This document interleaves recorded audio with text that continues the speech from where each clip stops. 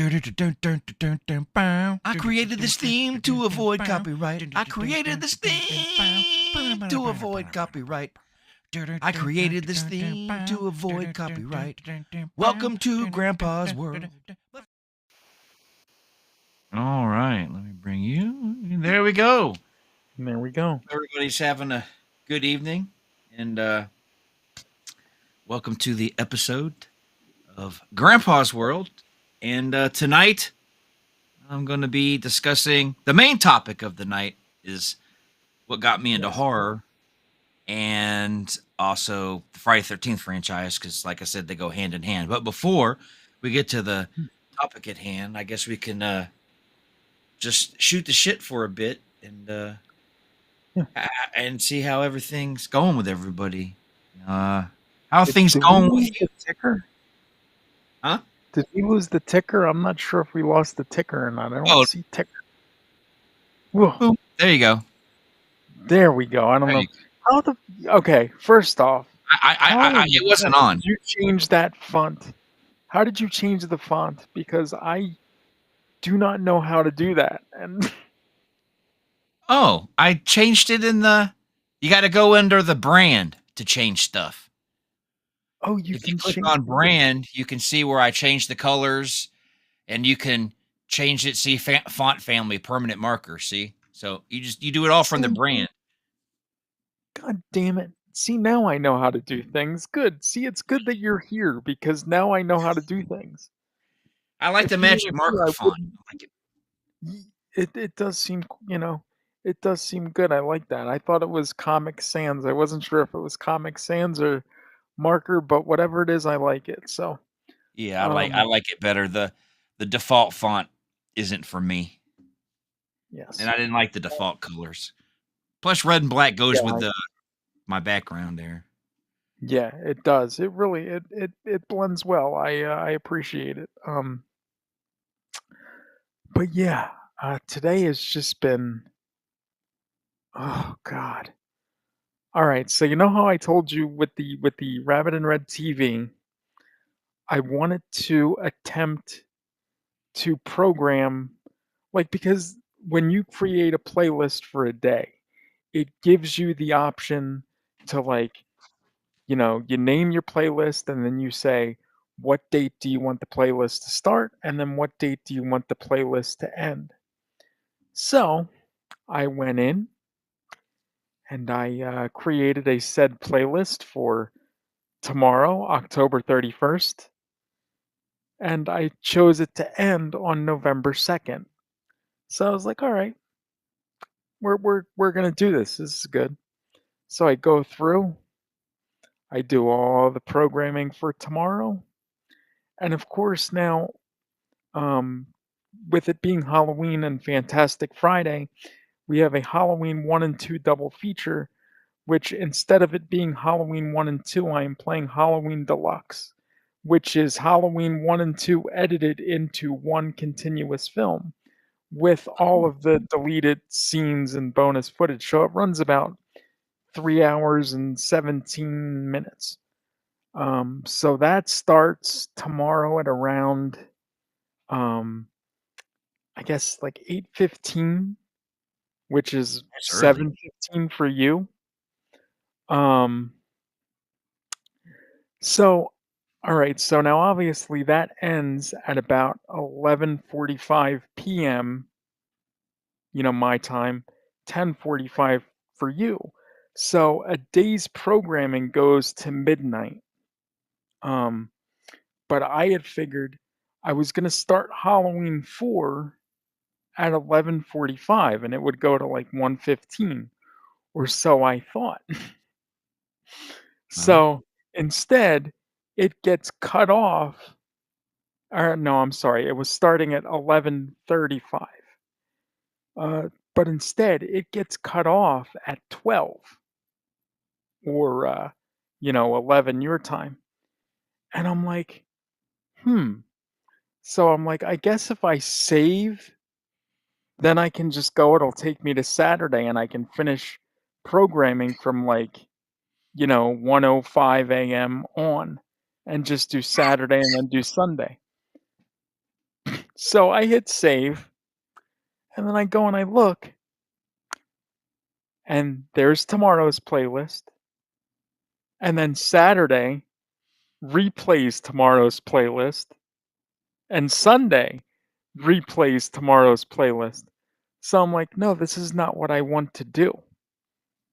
Uh, So I guess I can only do 1 day at a time. I can schedule them in advance, but I have to do 1 day at a time because if I schedule it for multiple days, it's just going to repeat, the 1 day for each day that uh, I schedule it. okay. So Okay. that's that. That kind of pissed me off. And then before we started, I go to put on the channel. Ernest Scared Stupid is on because now, obviously, with it being Halloween tomorrow, I have Halloween programming on all day today as well. And Ernest Scared Stupid has no sound. Oh shit. And I'm like, are you fucking kidding me? And I know that the channel itself has sound because I watch shit on there every day and I hear sound. So I guess the Ernest Scared Stupid that I have does not have sound. So that means when it's on now, what's that? Well, it did that to me once before. I'm gonna I'm gonna go down and I'm gonna boot it up in the I'm so curious. background. People will they won't see it, but because I booted it up Right. one day and said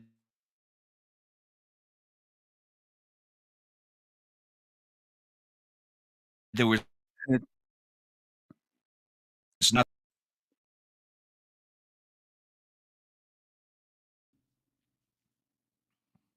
Let me see.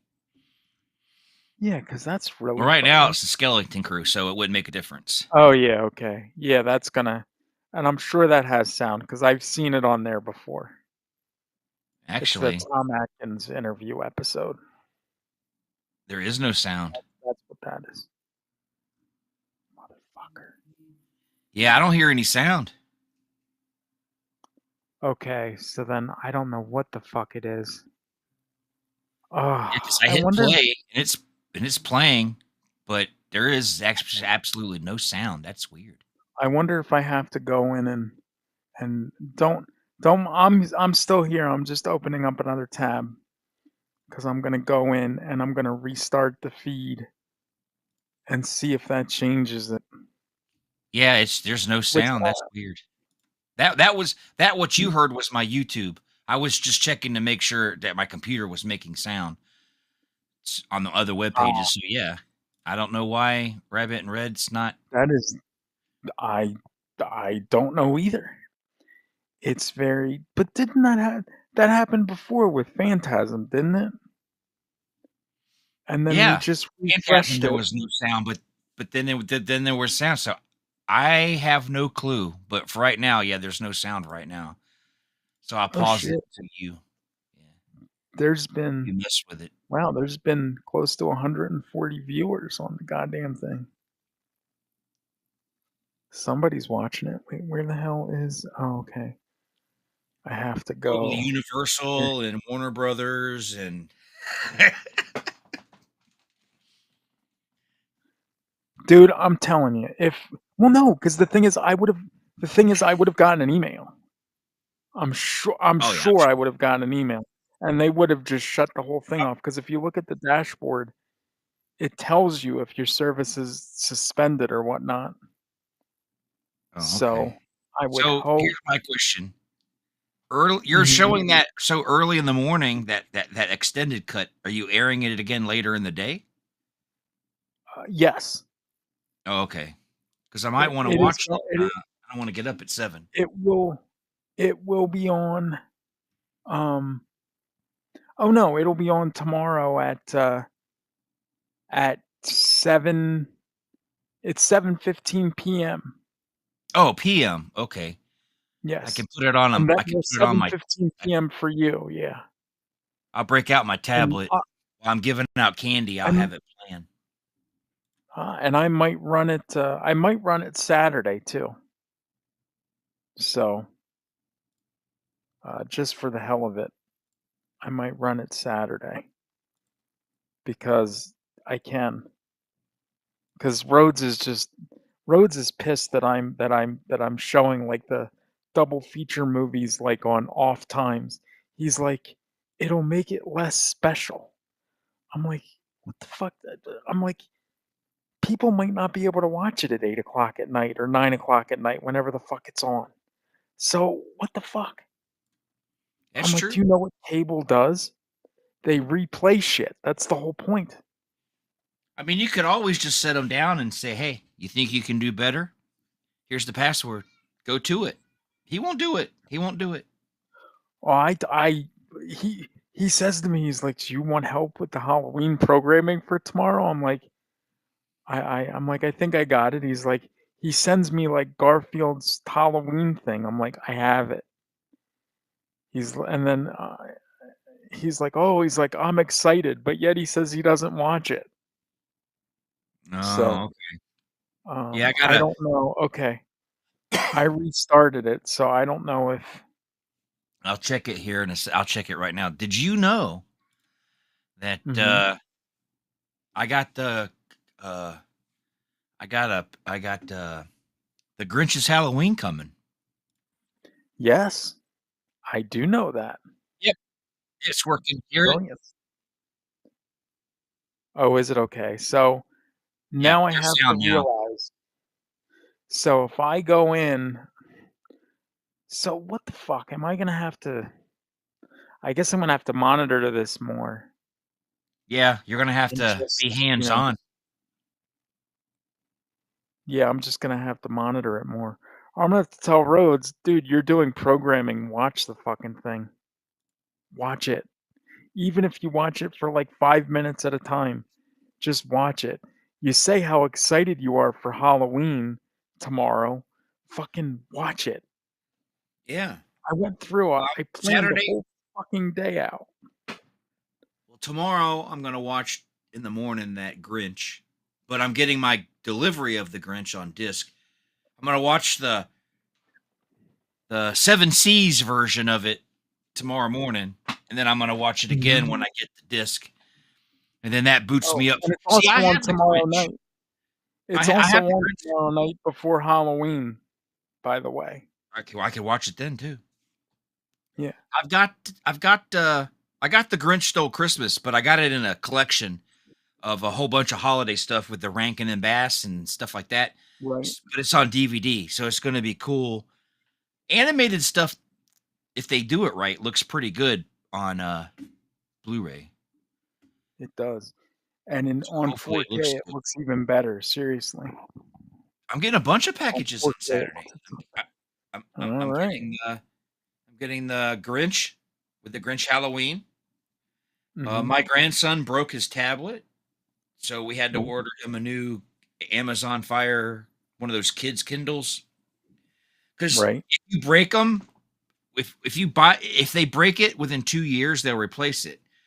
Well, he broke Oh, one of really? the replacements. They won't replace the replacement, so he broke it. He cracked the screen, so we got him a new one Mm, that's coming tomorrow. And I ordered a new. I have this a USB hub, but I yes. don't use this one because I don't have. I used it. I used to use it, but I need 3.0 for the speed because I got a new computer. So it's SSD. Oh, So I need the 3.0 for this for transfer speed. And my yeah. Elgato and my PlayStation controllers, all they'll work is in 3.0. So I had to replace this. So I ordered a new one from Amazon today. So I'm getting a whole bunch of stuff on Saturday. So I'm gonna be camping Did outside waiting on the Amazon delivery. did I gave you the login for the TV, right? Yeah. Okay. Do you want I'll have to tell you what to do, because if you see it, it's really simple. All you have to do is log in and click that cloud TV button that's on the left-hand side, and Mhm. then Fix the when you audio. click that, yeah, then when you click that, there's a thing, it says what the TV station is, and then there's like a restart button and a stop service button. Just click restart, and that restarts it. Oh, should I restart it again? There we go. All right. Well, there's still, so. Well, I got my packet today. Ah, But it's 100 fucking pages. And then I need my wife to help me with it. So my son works at Staples. I emailed the right. packet to him to have it printed. He gets a 20% Mhm. discount. So, Ooh, um, so he's getting so I'm getting it printed out and I'm gonna pick it up tomorrow. Um, there's a lot of shit I got to do. For anybody that's wondering what the fuck I'm talking about, I'm gonna run for city council here in town. And she emailed me the packet today. I have to have everything done by like January 6th is the deadline. The problem is going to be I have to do a bunch of stuff for like it's time. raising. I have to get a non. I have to do some kind of uh, get some kind of certificate because of like getting money. I forgot what it was called. Right. For nonprofit, for raising money for political stuff, I got to get a certificate, so I got to look into that. Um, they showed the rules about signs, but the hardest part is going to be the signatures. I think for mine, I need between 200 and 400 signatures. So I don't know what I'm going to do. I don't know if I'm going to go to Walmart, get me a little card table, and sit outside and get everybody's attention. And when they walk by, say, "Hey, I'm trying to run for city council. I need some signatures." And then if they ask me, what I'm going to do, I'll tell them. But Mhm. I can't stay silent. I got to run. They want to put a data center here in town. And look, I like technology, right? I'm not against AI. I'm not one of those AI haters, but I don't think they should be milking the communities. If they really need Right. these data centers bad enough, they need to build them out in the middle of nowhere, and they need to build their own power supply. They can generate their own power. They don't need to link off of ours. Solar Mhm. power, however the fuck they want to do it. But they're trying to tell people, oh, the city could get $1 billion out of this. Yeah, one time they'll get $1 billion. The way this city is, they'll spend it foolishly, and the money will be gone. The next thing you know, our taxes go back up, and then our water bills will go up, our electric bills will go up. So, and I can't do it now. Right. The city council is more than one person, right? It's like 7 people. So if I Mhm. win, obviously my vote isn't going to change much, because if the other people want something and I don't, and I say no, then I'm not going to win. But hopefully enough people will see, because my whole thing is this. Well, my other part is nobody listens to the people anymore. People just do what they want, and what's best for them. Like, I don't like the idea of a data center, right?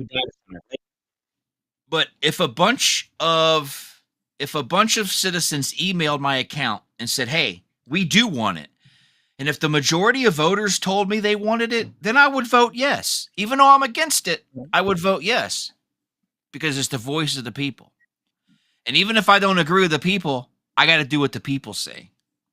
So that's another reason I want to run. So there's a voice for the people, and hopefully if people see that I'm doing things the way they want it, but we're losing, more people like me will run for office. Before you know it, things will get much better. We're not on my YouTube.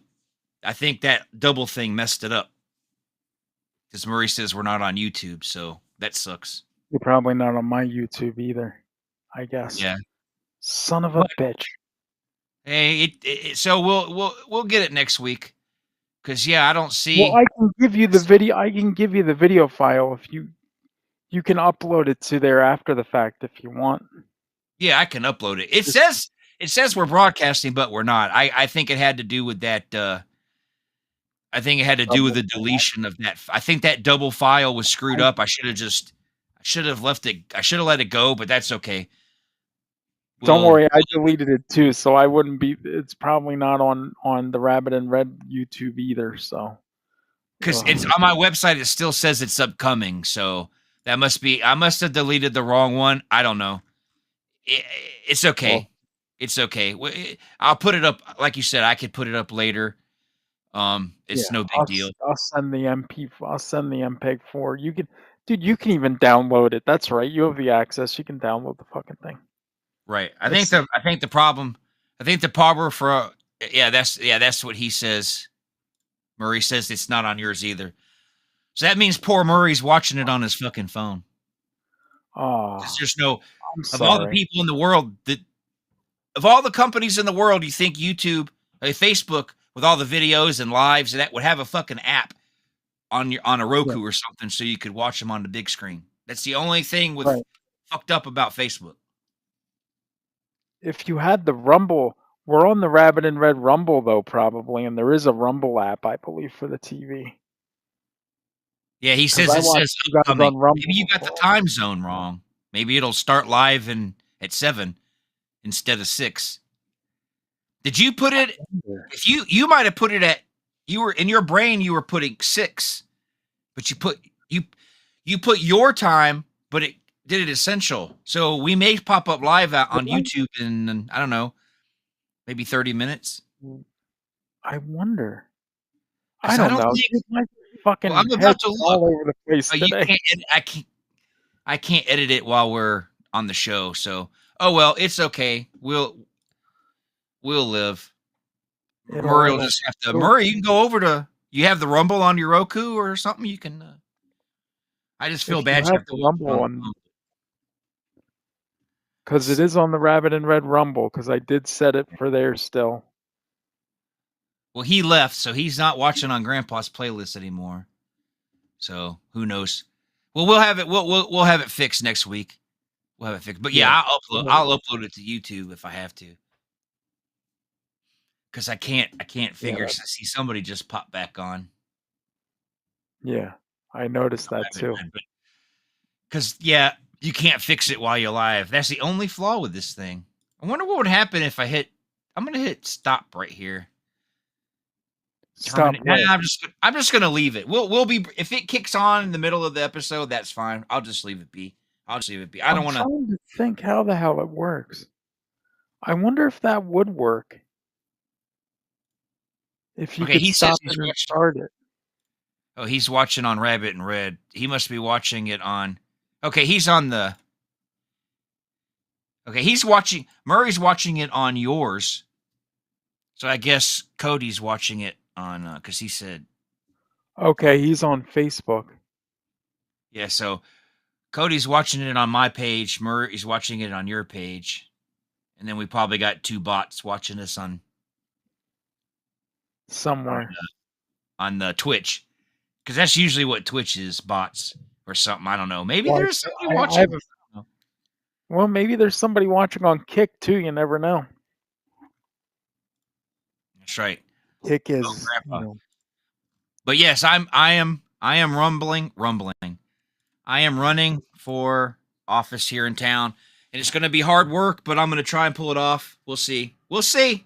We'll see how it goes. But that's what's wonder if on the I can agenda. vote for you. What do you think? Well, the funny thing's going to be once people start because I'm a public figure, kind of. Yes. Yeah, he said yeah. It looks like you're live on Rumble, so at least that worked. Yes. So here's the deal with the running. I know damn well people are gonna look me up because that's what people do to see what kind of person I am. Mhm. So the good thing Mhm. is I don't post anything sketchy on Facebook, so or anywhere else. So if they think they're gonna find me doing some sketchy shit, they won't. But I Yeah. get really irate, and on my audio show. So if they want to skim through, hundreds of hours of videos, that's fine.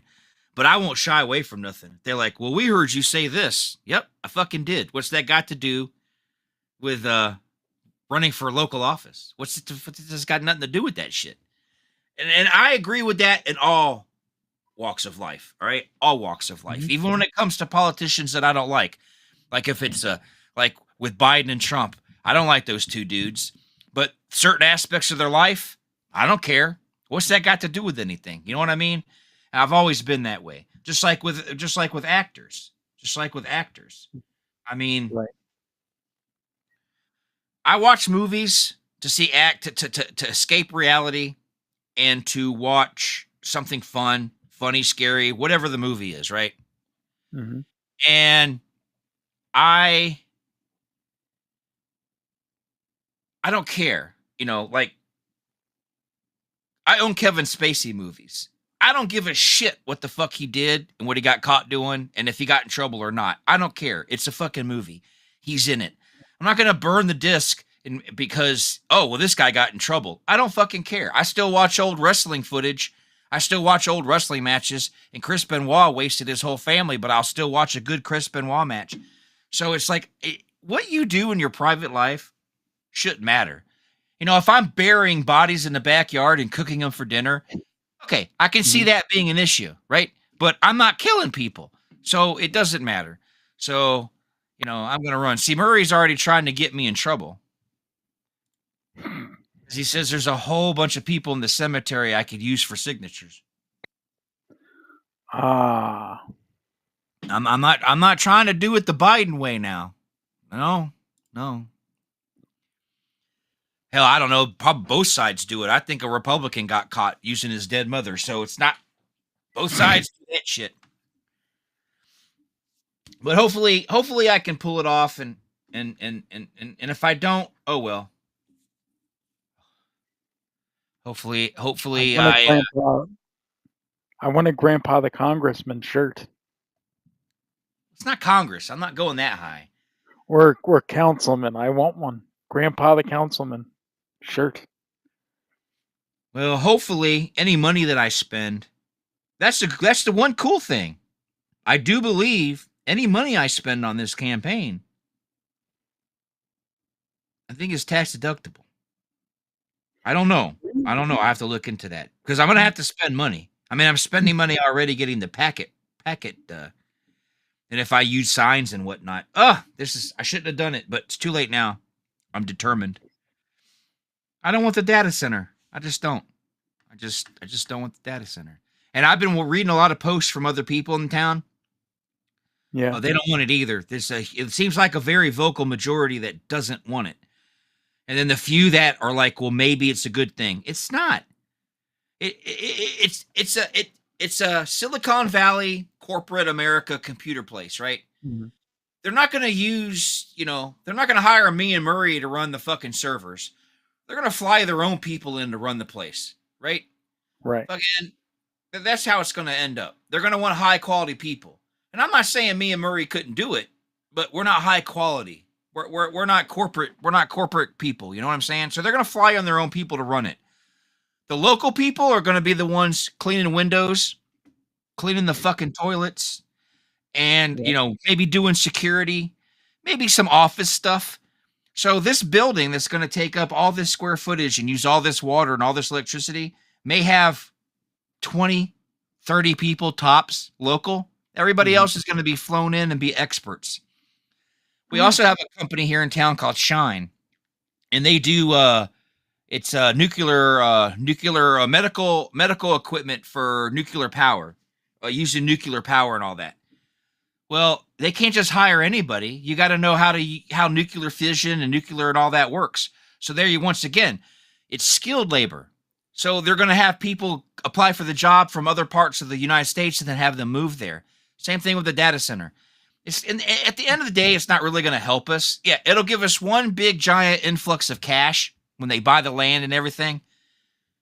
But they'll give them tax credits and all sorts of other bullshit. And at the end of the day, 4 or 5 years down the road, our property taxes go up. Fuck it. And it's not just the data center. There's other things too. This whole fucking cruising law is stupid. So there's a lot of shit. And here's the one kicker that gets me. We don't Mhm. have a mayor. We have a city council. And the city council hires a guy and he's the city manager, and he runs the town, the day-to-day operations of the town. He has to do what the city council says, but instead of 7 people running the city, like the parks and recreation and the sanitation and all that, they hire one guy to oversee all that. Well, in order to run for city council, you have to be a resident of that city. Mhm. Okay, makes sense. Our city manager doesn't. He lives like an hour or something away. That needs to be changed too. If you're going to run our town, you need to fucking live in our town. Oh, 100%. You know the problems we go through. When you don't live here and have to drive up and down these shitty roads or deal with these fucking stupid streets that should have red lights but don't, or should have stop signs and don't, he doesn't see that shit. They need to live here. They need to live here. So I think that needs to change too. If you're gonna work, if you're gonna run the city, you got to live in it. I mean, how would people feel if Trump lived in the Bahamas? People would be pissed. Well, you can't run the country from there. So it's the same way here. Just because it's a small community doesn't mean the motherfucker can live somewhere else. And see, I this is mean, the he would probably spend most of his time there, though. Let's be honest. right. But at least, I don't agree with the fact that he doesn't live in town. So I'm totally against that. Needs to change. There's a lot of stuff. I'm not going to get into it because this Mhm. is not the time or place. But there's a lot of things I want to see change. So we'll see how that goes. We'll see how that goes. But in the meantime, I want to talk about horror. I want to talk about horror movies, and I want to talk about what introduced this old man to Mhm. horror. Now, I will start off by saying this. Obviously, as a child, I saw horror movies on TV because they ran in syndication, you know, 7 o'clock at night on some UHF channel. They were playing, a Vampira movie, or they were playing one of the Universal monsters. So Mhm. obviously, I saw horror movies when I was young, but watching stuff on television when you're a kid, playing with your Sesame Street toys and shit, that doesn't count because you're not really paying attention. So I don't want people to, so when I say the first horror movie I saw, I want it to be clear. Yes, there were other horror movies that I saw growing up because I just have a recollection of seeing them, or maybe Mhm. not even having a recollection, but knowing it's true. Like, I probably saw Twilight Zone before I actually realized I was watching Twilight Zone. You know what I mean? Because when you're a Mhm. little kid, you watch whatever's on the TV. If your family's watching something, you watch it. So the first time that I actually saw a horror movie that specifically was a horror movie was the very first Friday the 13th film, because uncle my uncle was married to a woman. He's not married to her anymore, but he was married to this lady, and they went out on like a date, or not a date. Well, yeah, it was a date, and for some reason they took me with, and I sat in the back seat, obviously, and they went to the movies, and Friday the 13th was playing, and it was a double feature. It was Friday the 13th and Halloween in a drive-in. Ooh, perfect double feature.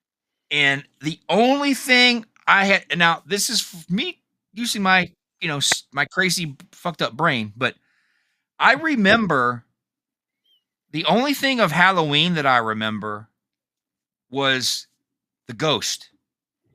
Mhm. 2 things. Somebody in a ghost sheet.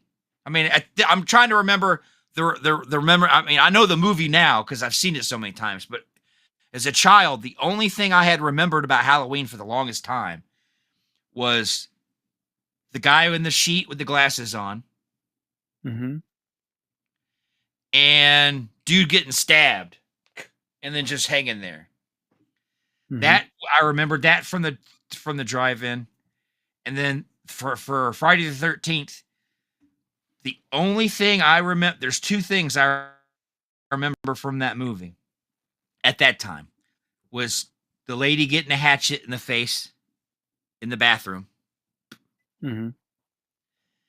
and Chicky Poo getting her head cut off at the end.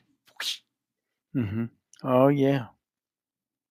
Now, those stuck with me for the longest time because I saw them when I was so young. And anytime I would see, like when I would watch Charlie Brown Christmas and they all, Halloween, the Great Pumpkin, and they all threw on those sheets, it would make me think of the guy wearing the glasses in Halloween.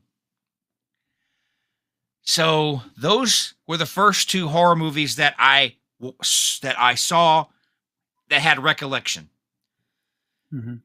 And then one time, and then so that's why I wanted to, so that's why I chose. I didn't want to talk about Halloween because as we both know, me and you can't have that discussion. Well, So I especially decided, after what I saw last night with that. Yep. right. So we have to talk about Friday the 13th. But Friday the 13th, so both of those movies were technically my first horror films. And then he took me to the drive-in again for some strange reason. I don't know. He was trying to scare me to death. But I think a little while later, I went back with him to the drive-in. May not have been my uncle this time, but I did go to the drive-in with somebody, and Texas Chainsaw Massacre was playing. So this Mm. just goes to show you some of the mindset of a young boomer, that they would take a young grandpa, throw him in the back seat of the car, and take him to see some R-rated horror movies. Nowadays, people would be, that was unfounded. You can't take your kid to see that, but obviously boomers could get away with anything. So they took me. But I thank them. I thank them for whoever. I know my uncle took me to the one. Whoever took me to see Texas Chainsaw, I thank them Mhm. because I love horror movies to death. They're thrilling. Um, they're not all the best, as we both know. Us horror fans, True. we have our fair share of shit. Our fair share of We shit. do. Mhm. Actually, I won't say our fair share of shit. I'll say we actually get too much shit. Yeah. Really. We do. Yeah, it's like You're not lying. some people. Sometimes I think people make horror movies to launder money. If you want to know the truth, because some of the movies that come out, you're like, the fuck. So I don't know. Maybe it's money laundering. Maybe it's not. But I like good horror movies. Now I'm not talking about any specific when I say money laundering. Some of the best horror movies are your indie guys. Your indie guys can pull off Mm. some good shit. When I say money laundering, I'm talking about the major studios putting together some movie they know is going to bomb, but they need to move that money. Because indie Mhm. horror, I've noticed people, have there been bad indie movies in general? Yeah, of course. Everybody's going to make a stinker. But at least they put their heart into making that stinker. You know what I mean? They didn't do it just, because when you're doing an indie movie, and I don't even have experience in that, just going by what I've heard from people talking. When you got to put your own time, your own effort, and more importantly, you got to put in your own money, right? Mhm. Uh, you're gonna take extra special care of what you do. So even if it's an indie movie and I'm like, I didn't like that. I don't hate on it. Just because it wasn't to my liking doesn't mean it was a bad movie. So there's been some A24 films that I was like, ugh. Just because it has the A24 logo on it, everybody thinks it's going to be the coolest thing ever. And I've been like, It's my favorite company now. It's my new Dimension Films. Yep. see, yeah, but here you go. Camp Out Nightmare 6 is a masterpiece. No shit. So That I I agree. I give respect to the indie people because at least they tried and they put in the effort, and I give them credit for that. Totally give them credit for that. But we do, Hollywood spits out too much trash. Now, when it comes to 80s horror movies, there was a lot of trash, but for some fucking Mm. reason, I love that. I love a lot of that trash. I mean, some of Yeah. those movies were awful, and I loved them. Like, I wish somebody would get the rights to re-release these. There's a filmmaker. His name's Tim Ritter, and he Yes. made these films called Truth or Dare.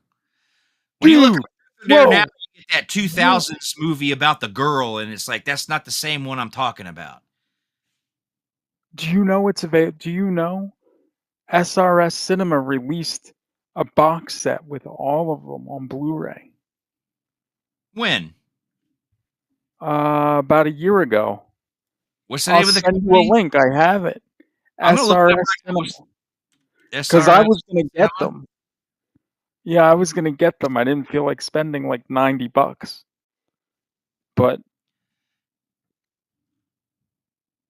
Well, it shows here they do like death escort service. Oh, they're having a sale right. right now. Some of these movies are expensive. Holy shit! Yes. No, they are. That There's they there's are a movie pricey. on here.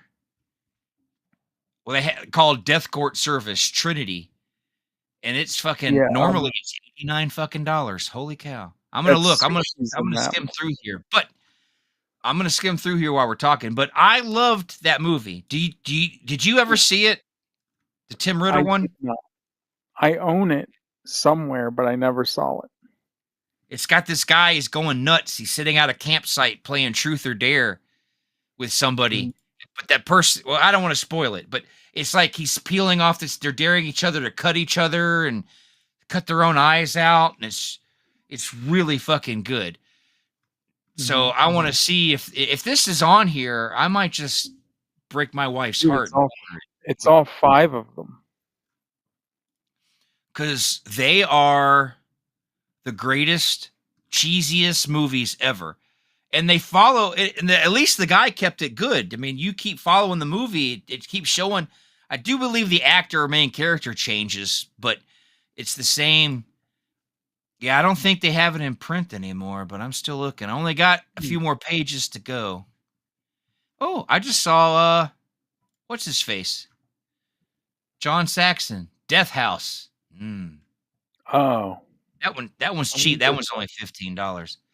Okay, yeah, that here's the doesn't Truth or surprise Dare: A Critical Madness on VHS for $30, but that's the VHS. Obviously, I don't want the VHS. There's only 2 more pages. No, I think it's out of print. God damn it. Yep, they don't have it Oh, wow. anymore. Yeah, they don't have it anymore. I'll look. I'll look it up, but I don't. Truth or Dare? Yeah, they don't have it anymore. Truth or Dare Legacy. Yeah, here it is. Legacy Blu-ray set original plus sequels. So they do still have it. Now shipping. Dude, normally it's $150. Yeah. They're selling it right now on sale for $89.95. It's Mm. Truth or Yeah, Dare that's the one I remastered. saw. Yeah, remastered, uncut Truth or Dare Critical Madness. Overseen by Roy Dam. Oh shit. Yeah, Roy's been a busy boy. Roy He Dam did was all of he helped the remaster it, uncut original. Tim Ritter, over an HD transfer overseen by Tim Ritter and Uber fan Susan Capazzi. Okay, so it's got that. It's got Wicked Games and Screaming for Sanity. Wicked Games is Truth or Dare Part 2, Truth or Dare Part 3, Truth or Mhm. Dare Part 4, Truth or Dare Part 5. Okay, let's see. Please note. Okay, so it's still available, but it's now shipping. It's not pre-ordered anymore. Right. Uh, So that means if you please get it, note. it'll ship to you right away. Right. In case of defective discs, misshipments, or any other reason, we may need the original item back to issue replacement. You, the buyer, agree to return it. Well, that wouldn't have a problem. Okay, I think I'm going to have to order this, and my wife's just going to have to. I'm going to have to. This release is on a professionally pressed blue disc and limited to 1,000 units. So if they're still available and they haven't sold a Dude, it's 1,000, been then over this a is one of year. those movies that, yeah, Yeah, it's been over a You can year. either get the poster folded. If I get if I get the poster folded, it's standard. If I want the poster rolled, it's an extra. It's $94 for it rolled. I'm probably Right. gonna want it rolled. I'm gonna leave this tab open because obviously I got a show to do. Can't be ordering fucking movies while I'm on the show. But I I used to do it all the time on Rabbit and Red and Skeleton Chris stuff back in the day. I used to order movies during that the is one show. of my all time. That is one of my all time favorite cheesy ass. Because I think if I remember correctly, I watched a I'm sorry, documentary. Mrs. Somehow Rasso, I should have kept my mouth shut. I saw a documentary back in the day about the movies, and he shot them all Mhm. on like a video camera. The first one was like on Yep. a video camera, and it's the memories. Yeah, they're not the best movies, but man, I went to a video store and rented them, and I've been hoping somebody like TerraVision or somebody would get them, and I can trust Roy Dam because I buy directly from him, so I know that. Yeah, this You is know gonna people are be getting pissed at him, right? why? What did he do?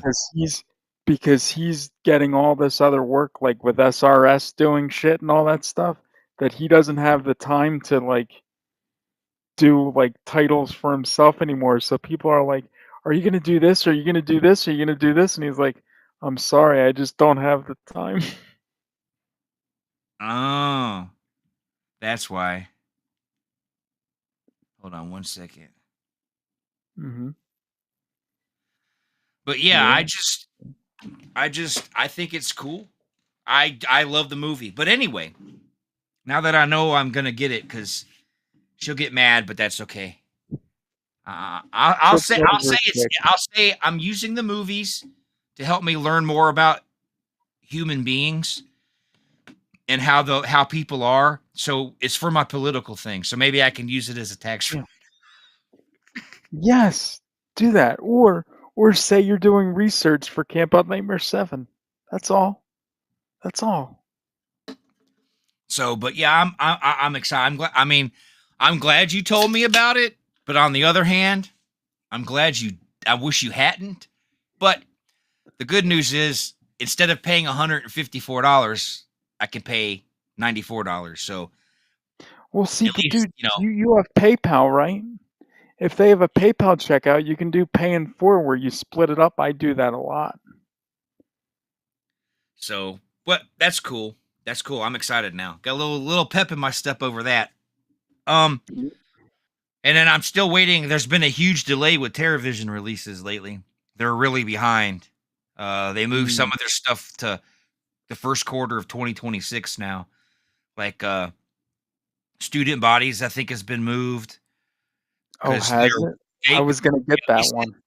well, they changed their website. They changed website host and the way it looks. I went there today, Mhm. or I saw their post, so I went and looked at it. They did change it. Looks nicer. The TV wholesale section, if you're in the club, is not. They haven't put anything back in it yet. But Mm. um, I did notice that they have shit. I got sidetracked. Fuck. Uh, Somebody asked him about the student bodies, and he did say that they had contacted whoever makes the manufacturer, but they haven't heard back from him yet. So who Mm. knows? I know a lot of places are going through some shit right now because of the way everything is. So who knows? But I don't care. I know eventually. I know eventually. I know they're eventually going to release it. So I'm not like up in arms about it. I know it takes time. Right. Too many people get upset. Too many people are like, "Oh, I want it now. I want it now." I understand you're spending your hard-earned money, but they're going to give it to you. And if for some reason it falls through, you'll people in the subscription, they'll give their money back. And then people like me who are part of the subscription, it doesn't Mm. matter. I don't I signed up for the subscription for 10 films just to see how the subscription works. So I did just the 10 films. Right. and I don't start until I get my shipment. It doesn't count. So if something happened and they had to cancel something, or it gets way delayed, I'll still get the other releases. And then, but I wanted to try out the service. They changed their rules. Now the bottom tier is 15 movies and it's like $373 for 15 films. That's Um, still not bad though, no, honestly. but I wanted to try it first. So I did Right. 125 for 10. So Mhm. Oh but I shit, if haven't got I my knew it first was shit. 125, I would have tried. I would have done that. Fuck. Yeah. It beats Vinegar Syndrome. Like I said, with Vinegar Syndrome, it's $1,000. They do have a Yeah. $1,000 That's option, but I'm not going to go that big. I'm not ready to invest that much money into television yet.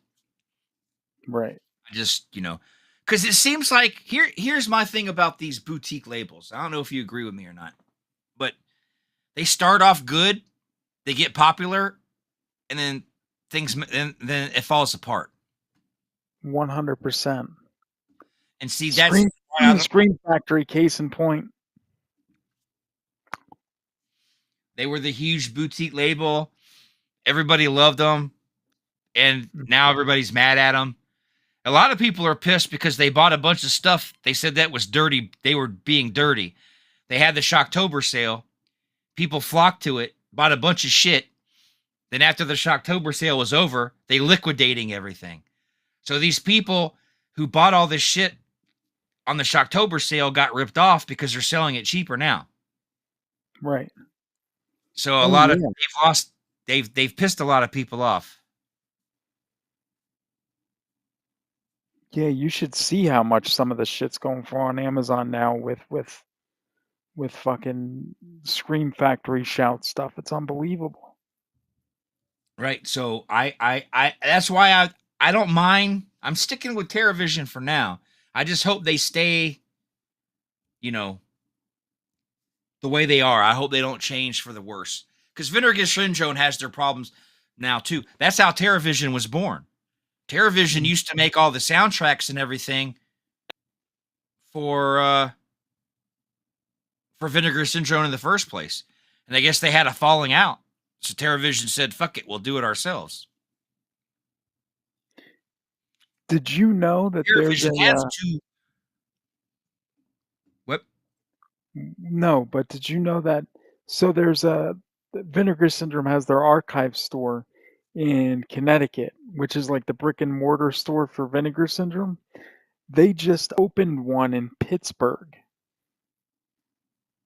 So I told Rhodes, I'm like, you going? He's like, no, I don't think I'll ever go. He's like, it's like 2 hours away from me. I said, the fuck? I said, look, I said, if I'm going to be 2 hours away from there, I'm like, I got to make it a point to go. Like, it would be pointless not to. Like, that is a mecca. You need to see that store. Right. Well, that's the cool thing about that's one of the things I like about that's one of the things I like about uh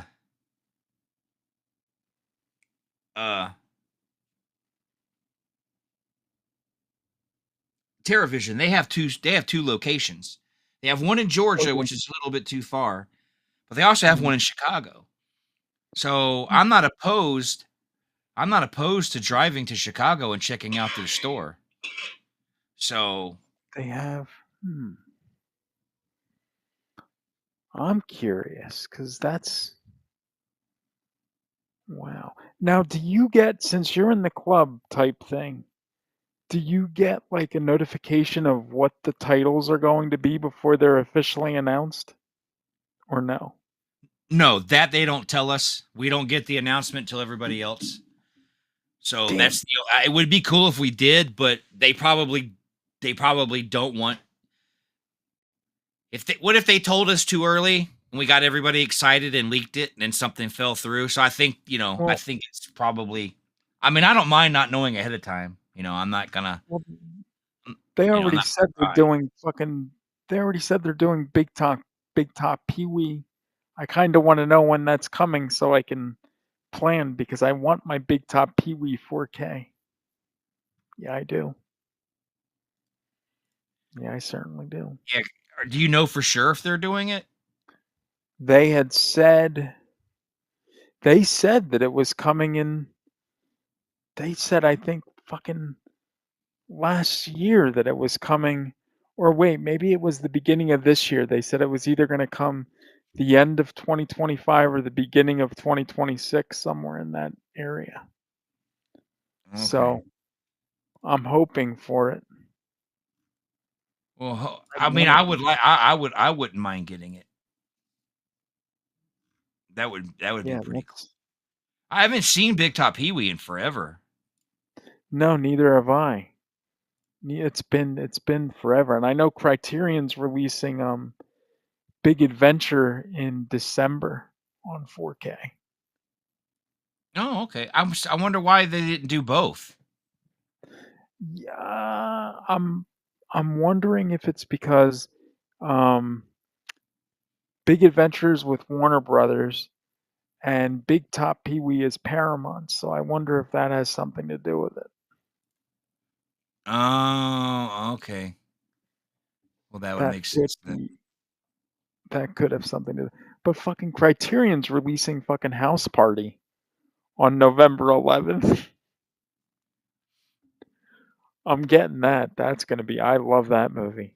I love that movie. That would be cool. What is this? See, now I'm sidetracked. Anyway, um, I'm sidetracked on their stupid site. Um, Mhm. so anyway, back to my point. Back to what I was starting to say. I Yes. love, I love cheesy horror movies, but when it comes to modern horror movies that are bad, I just can't get into them. There's something special about the early days of bad horror, where now bad horror movies aren't the way they were in the 80s. Now they're just straight up bad. Like terrible acting, a terrible story. It's not like back in the day when it just felt different. Yeah, it was a bad movie, but it felt different. I can't explain it. I can't. I know I sound like a dumbass, but I can't explain it. I don't know. I don't know. I just don't. There's something about 80s horror that is like, if you look at the span of horror movies, yes, I love them. I know I love Hammer movies. I love Universal Monsters. I love all that shit. Yeah, I love the early days. But if you line up all the horror, in my opinion, and for my taste, if you line up all the horror movies from Conception, maybe, all the way to fucking Kevin Williamson's crap, if you look at all that stuff in between, Mhm. something about the 80s stands out above all the rest. Yep. Oh, I agree. And the 70s laid the foundation. Texas Chainsaw, fucking Halloween. Now, I know it wasn't the 70s, but let's be honest. Friday the 13th is 1980, but let's be honest with each other. It was designed, written, put together in the 70s. They didn't Right. just make, yes. Yeah. So it's got that 70s slasher feel to it. It stacks up right there with Halloween, has that same atmosphere, that same feel. Even though it's an 80s film, just like with me with music. If your album came out in 1981 or 1980, I still feel it has this little bit of a 70s vibe. Just Mhm. like some of the early hair bands that came up in the 90s, they still had that 80s hair sound, but they just came out in the 90s. So a horror movie that came out in 1980 to me is still a 70s horror film. You know what I mean? Oh, yeah. No, definitely. So Definitely. so I there's just something about 80s horror. What was the first horror movie you saw? Nightmare on Elm Street, Okay, that was your first? and that was, yeah, because I had stayed over my grandparents' house, and my, cousins went to the store and they rented it because 'cause they're a few years older than me, or at least, one of them is. They're all older than me, but the youngest is, like, 3 years older than me. So, they rented this and we watched it, and I was, like, maybe 5. I think I was 5. Yeah, I was 5, I think, and, like, we oh my god, it scared the shit out of me. I was like, I would imagine. this is insane. And but ever since then, I don't know what it was. My parents were always like, they were like, it's fake. It's not real. Like they would always tell me that it wasn't real. So it was like it went from the first Nightmare on Elm Street to then I think it was Nightmare 1, Friday 2 and 3, and then Nightmare 2 were like my first, and then Halloween was after that. So Halloween was actually the one that I was exposed to the last, but I like that the most. Was it the original one you Weird. saw? I thought 6 was your first. No, no, no, no, no. I saw Halloween when I was like 6. Okay. And I was at my grandparents' house again, and my uncle didn't like horror movies. Like he hated horror movies. And I Uh, remember he was out. So the living room, the TV was in their living room, which was like right by the front door. So it's like you walk into the house, the first thing you see is the TV. So my uncle was out, whatever, with his friends or doing whatever. He opens the door. He walks in the house and Halloween's on, and he just like looks at the TV and he's like, "Nope," and he fucking turns and walks right back out the fucking door. so he just left. He's like, nope. Yep, He just yep. That's fucking hilarious. That's fucking And hilarious. I'm just sitting there, 6-year-old me is sitting there being scared because that was the time when I couldn't look at the Myers mask until the last 15 minutes of the movie because Loomis was there in the last 15 minutes. So he was like, you know, I figured it was more of like protection that I had with him so I could look at the Myers mask at the end. So that's how that Okay. worked.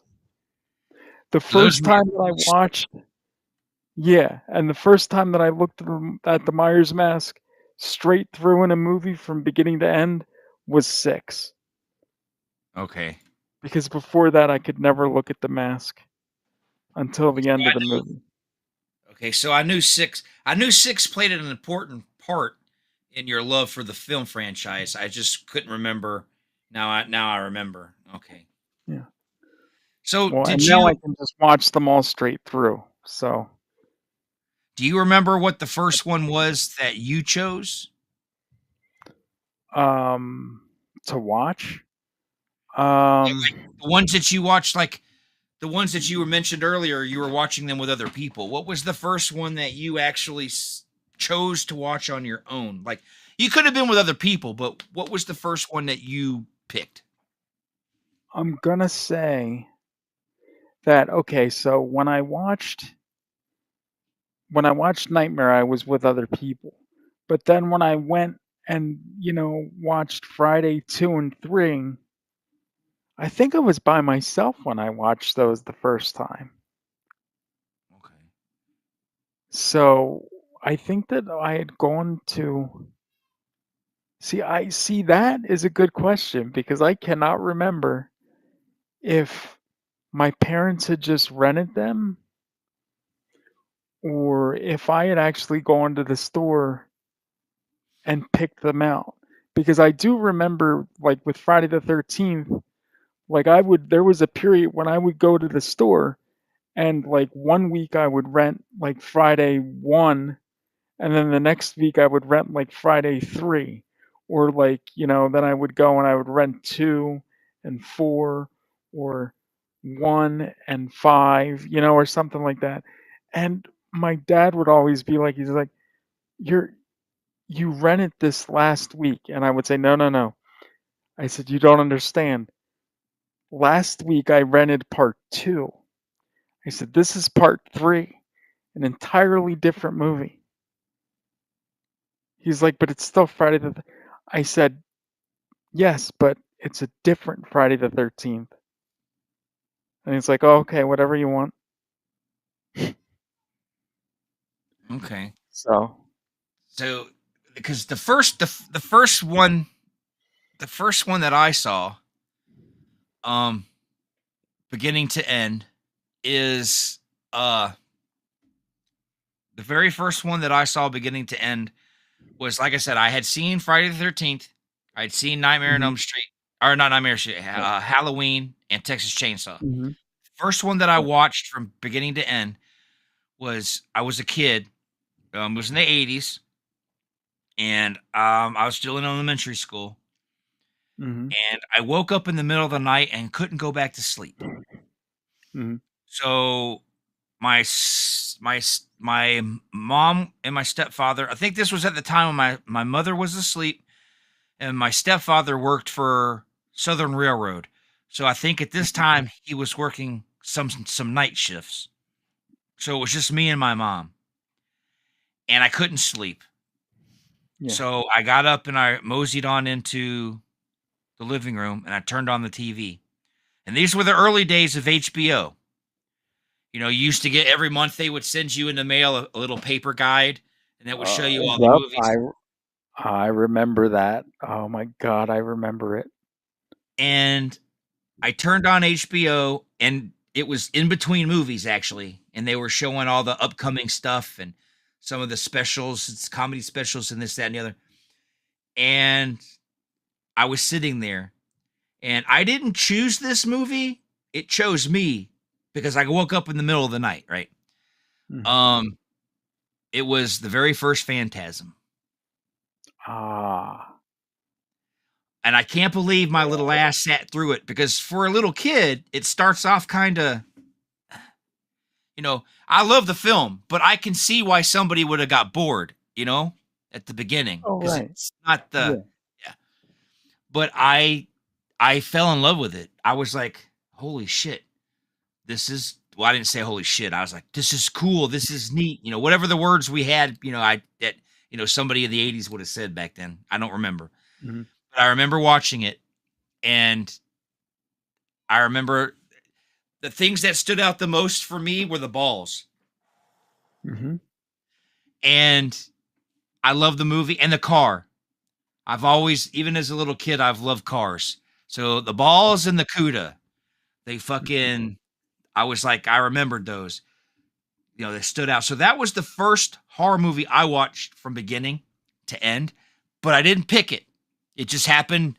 It just so happened that I got up in the middle of the night, went in the living room, turned on the TV, and it was the next movie coming on HBO. It's probably like 2 o'clock in the morning. Back in those days, like two, and they didn't do like they do now, where they try to schedule them. A movie would start at 9, the next one would be at like 8:50, 10:50 or Mhm. 11:50. They just ran movie. Every once in a while, they Yeah. would put some previews in the middle, but nothing was on the top of the hour. So it was probably like Mhm. 2:45 in the morning or some shit, or 2:50 or something. But I fell in love with it. I was like, this is good. I got in big fucking trouble though, because I mentioned my mom. I said, yeah, I got up and watched a movie. So she was freaking out because when you say HBO and you say late night, Oh. she was Mhm. like, you know, couldn't have been anything that was good for a child to see. She said, what Mhm. did you watch? Now I didn't remember the name of the movie, but I remembered the tall man. I remembered the balls. I remembered the Oh, she was no. pissed. She was pissed.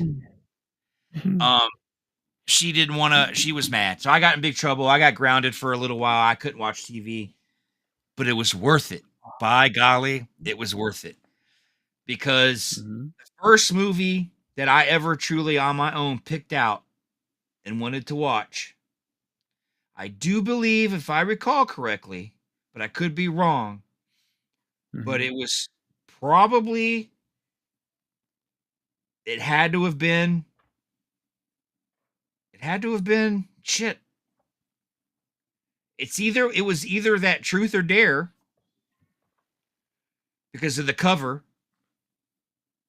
or it might have been you know what? Honestly, as I'm thinking, I can't remember. I can't remember what movie I chose to watch on my own. It might have been Truth or Dare, but I don't think it was. it was a beta tape too. So I don't think it was Truth or Dare. I don't know if that was during the beta days or not. It was a beta tape because we had a little store where I grew up with my dad, and we did have a small little rental store in the 80s. Um, Mm. it was before. I mean, I remember when Blockbuster first came to town, but we had small rental stores. Yeah. You know, now that I look back on it, I actually think yes, it was a beta tape. Now I remember because you're gonna think this is weird, but it was a little classic gem called Dementia 13. Ooh, I had a VHS of that. Yeah, I had a dementia. Yeah. Of course, now that I'm older, I know I know it was a Francis Ford Coppola, but I didn't know that kind of shit back in the day. I just saw the cover and I Mhm. thought it looked cool, and Right. it had a number in it, and the word dementia just sounded like something for me. So the very first horror movie that I picked off of a shelf was a beta tape of Dementia 13. So that's what molded young grandpa. You had Friday the 13th, Mhm. Halloween, Texas Chainsaw, uh uh Dementia 13, and uh I lost it. Uh what were those movies called again? I You lost the said, name. Like, what was it? Truth or Dare No, no, no. The one with the tall or, man. Phantasm. Phantasm. Phantasm. I don't know why That's I it. couldn't remember that. Yeah, Phantasm. So those are the 5 films that opened the door for me, and I've never shut that door. Never. I buy horror movies all the time. You know, like I said, I this was the first Shocktober I never bought anything. And that's because I lost faith in Shout. So I didn't buy anything. But I buy horror movies all the time. I love them, you know. I even, hell, Oh, you saw me, I'm going to buy Truth or Dare. I just I just love horror movies. But when it comes to franchises, Friday the 13th is my favorite franchise. I do love the rest of them, but it's my favorite franchise. mhm. Um I love the mask. The hockey mask is, I love the hockey mask. I think it's the coolest mask in horror for me. It's the coolest mask. I do Um like the mask, I will say that. I like the way. Now I know everything I'm about to say also makes Michael Myers you could say about Michael Myers, but I'm going to get more into why I like Friday 13th than just that. But I Mm, like the stalking nature of him. I like he mhm, takes his time. He can pick up the pace, but he ain't running after you. I mean, he'll walk kind of fast. But there's just something about, I guess the reason I find Jason more creepier to me, or not more mm, creepier, but more badass. When I think of Michael Myers, I think of like what he is, a phantasm, a phantom. He's not, you never see his face, and the one times they did show his face, that wasn't the point. You know what I mean? mm. But and for a while in every Friday the 13th movie, they made it a point to take the mask off and like focus on his face. But Yeah. it was that shot of hillbilly Jason coming through that window in part 2 And 2, yeah. with his with his little beard thing going and his Mhm. overalls. It's just, I call him hillbilly Jason because he looks like those people. He looks like he belongs in that Wrong Turn family. Remember those films, The Wrong Mhm. Turn? Yep, Yeah, yep. Jason looks like he belongs to one of those people. But I loved it. I loved it, and that's another reason I picked it over Halloween when I was a kid. I always wanted to see Michael Myers, and they never gave it to us. You know what I mean? But those Mhm, guys over at Friday the 13th, they gave us the creepy faces. We got, we got creepy face when he jumped out of the lake. We got in part 2, we got Hillbilly. In part mhm. 3, they showed him when she woke up and looked up at the in the barn, and he's all up in the barn when he had his bald. He looked kind of like you, but gimpier. You know what I Yeah. mean? Mhm. Part Oh, yeah. 3. And then Mhm. in part 4, With part he 3. had that special look. Now in 5 doesn't count because it was, the ambulance driver. He just had a normal face. He was an ugly motherfucker though. He had nice eyes though. But Yeah. I don't swing that way. And then once we got into 6, it was the same face. It was the same face for 6, 7, 8, 9. It was Well, the 7 was a little different because that Beekler, that well, John Carl yeah, Beekler did the makeup for that. That was yeah. It was a little different, but it was still more similar to the rest of them than it was the earlier years. mhm, But we always got to see his face, so that was another thing that drew me in. I just love me some fucking Jason. But part 1 is a good movie. I like part 1, mhm, but I'm not a big fan of it. It's probably one of my least favorites because it's just not because of the whole it was his mother and not Jason thing. That has nothing to do with it. It was just there's just something about that first one that doesn't click as good with me. I don't hate it. It mhm. just doesn't click. How do you is it, I can't see part 1 being your number 1 favorite.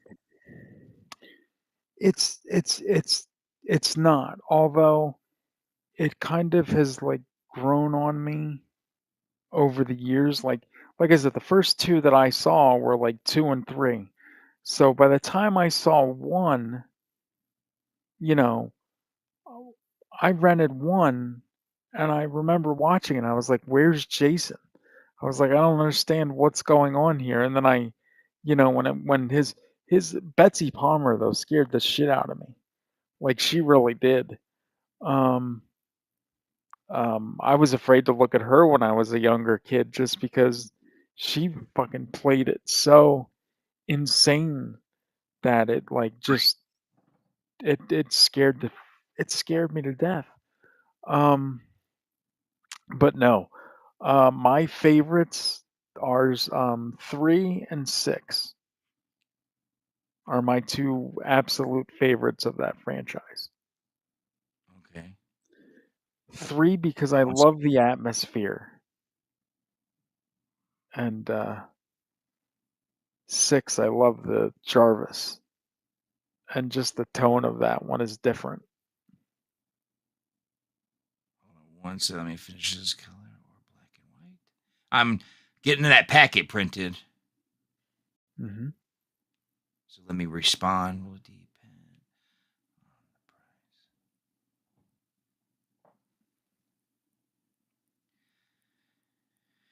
price. If you could quote me on that. Okay, there we go. I didn't realize they had emailed me back. My email didn't say, "Hey, you got an email, stupid." So, Yeah, my that doesn't do that on my phone a lot either for whatever reason. I hate that. so I don't. One. A lot of movies have grown on me as I got older because there's a lot of Mhm. movie. There's some movies that I've watched as an adult that I love, but as a kid, I wouldn't give the time of day. But I think all of us have done that. Like Oh, definitely. when I was a kid, I couldn't stand some of the Universal movies. Like I didn't really like the werewolf. I didn't like some of the mummy movies, but now that I'm Mhm. older, I do. So I do have more. I do appreciate and like Friday the 13th. It's just out of if you compared them to the rest, it's not my favorite. It is, it's higher. I like one better than fucking Manhattan. I'll tell you that. Um, Oh god, Manhattan. Ugh. but Ugh. part 2, I liked part 2. It still had the feeling of part 1, that Mhm. same kind of felt like a 70s film.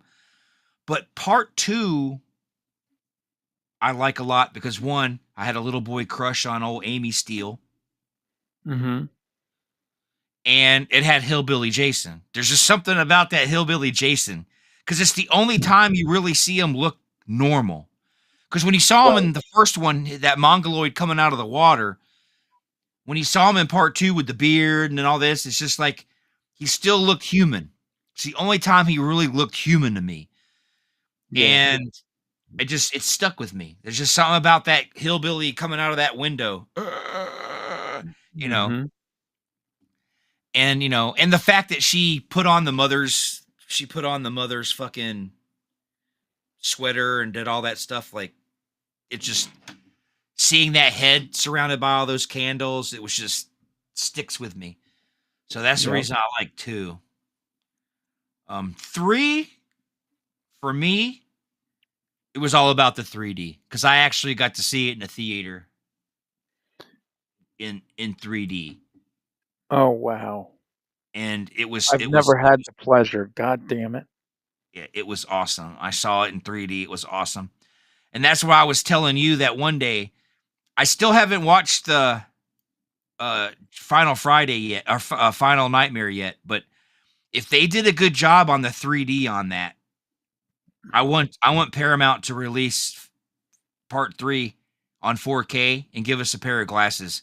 I would like to watch Well, that movie in 3D. you know the Scream Factory disc is in 3D, but it's the real D 3D Yeah, you gotta have the TV and you Blu-ray. gotta have the Yeah. fucking yeah, I don't like that shit because you gotta have the special glasses, you gotta have the special DVD player, and you have to have a 3D TV. Yeah, I can go on eBay and probably find a 3D DVD player, but there's no way I'm gonna find a fucking 3D television. Nobody sells those things anymore. So, if this worked on Nightmare on Elm Street, they could pull it off for Nightmare on Elm Street 3. Well, Or Friday Paramount did. Paramount did. Wait a minute. Hold on. Paramount did release it on I think when they first released it on Blu-ray, I think they had a 3D version on there and it came with the red and green or red and blue glasses. 'Cause I had it.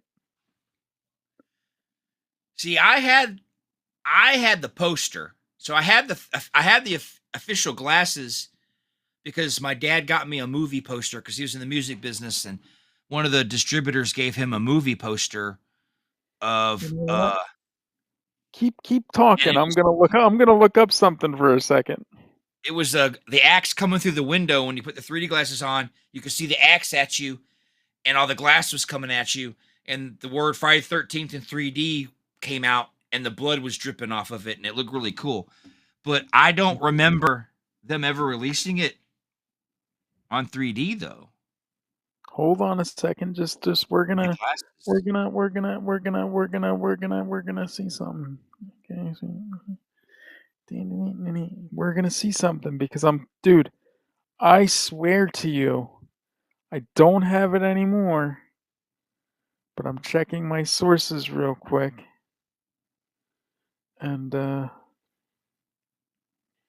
we'll see something real quick. So, yeah, but I see, and I never watched like 3 altogether, you know? Um, is this You said you have 3D glasses? No, I've got to get me a pair of 3D glasses. Oh, you don't have a pair of 3D glasses. Okay. Fucking Blu-ray. Oh, yeah, that's right. Because you Yeah, I don't don't wanna want to open open the glasses, so I've got to get a another pair. But I know the 3D glasses aren't hard to find. They're probably all over the. I mean, I could probably go on Amazon right now and find them.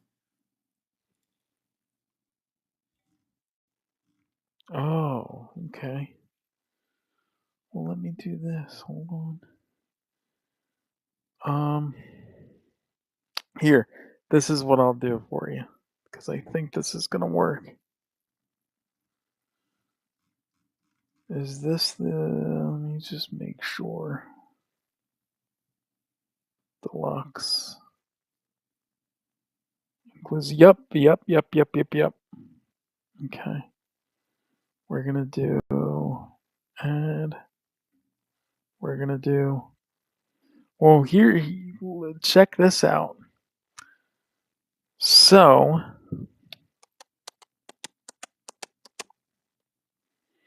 let's see. You don't want to ship to me. Pretty sure I have. This is hilarious.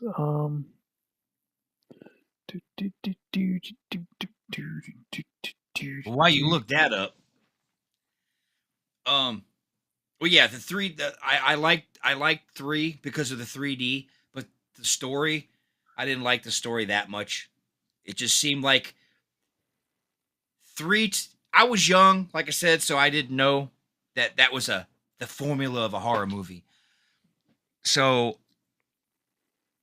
when I watched three, I felt like I was just watching two in 3D. You know what I mean? Mm-hmm.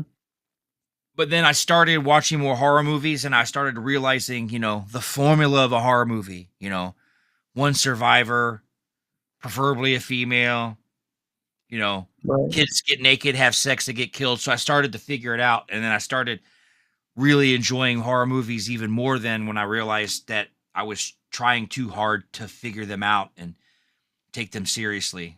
You know what I mean? I thought every movie was supposed to be this magnificent film. And then I realized, no, they're supposed to be fun, campy, and goofy. And that's when my love for, Roger Corman films and all that stuff blossomed there in the early 80s. Um, but yeah, three was the 3D. Four was a good one. But my all time favorite, though, is six Yes, because 6 it had was great. everything. It had the Alice Cooper soundtrack. I love Alice Cooper. So it had Alice Cooper music. I love the way they did the the Tommy Jarvis character was totally different than when the last time we saw him in five. In five he was catatonic and real quiet, and in part six he was just more active, more energetic, more enjoyable to watch. I didn't hate the kid in five. It's just he was the guy I forgot his name, but the guy who portrayed Tommy Jarvis in six did a better job of portraying him. Yeah, Tom Matthews. I actually met him Yeah. at a convention a few years ago, and he was really cool. He No, signed he my was in one of the. Wasn't he in two of those fan films? yeah, he was in Never Hike Alone, I think 1 and 2. Yeah, that was it. Ugh, ugh, ugh. You didn't like those? No, no, no. No, I don't suck their dick like some other people do. Ugh, But I horrible. did like Tom. I Um, did like Tom Matthews. He did a really good job. He was a good Tommy Jarvis. I still say some people might not agree with me, but I still think that we should get they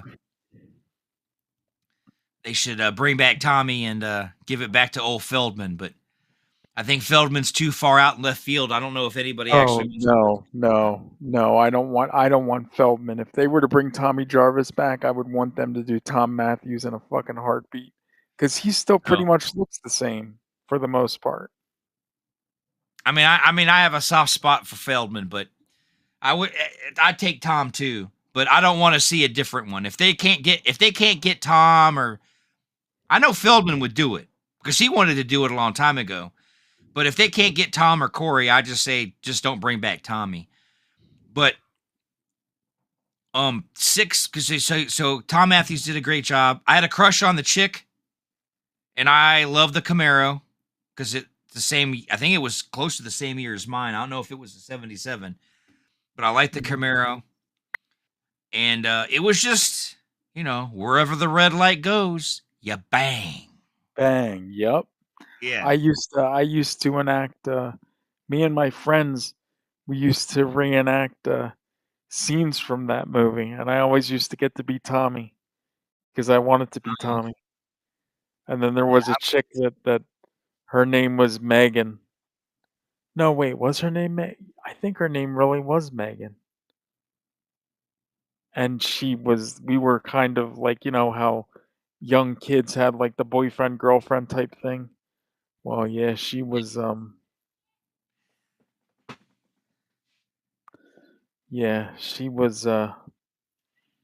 ended up moving to Maryland, so I never saw her again after like that. But it was a good year there where we would reenact Friday, and we would have like we'd reenact the boat thing at the end, and like his steps, like my friend's front steps would be the boat, and then around the steps were the water and all that. Oh my god.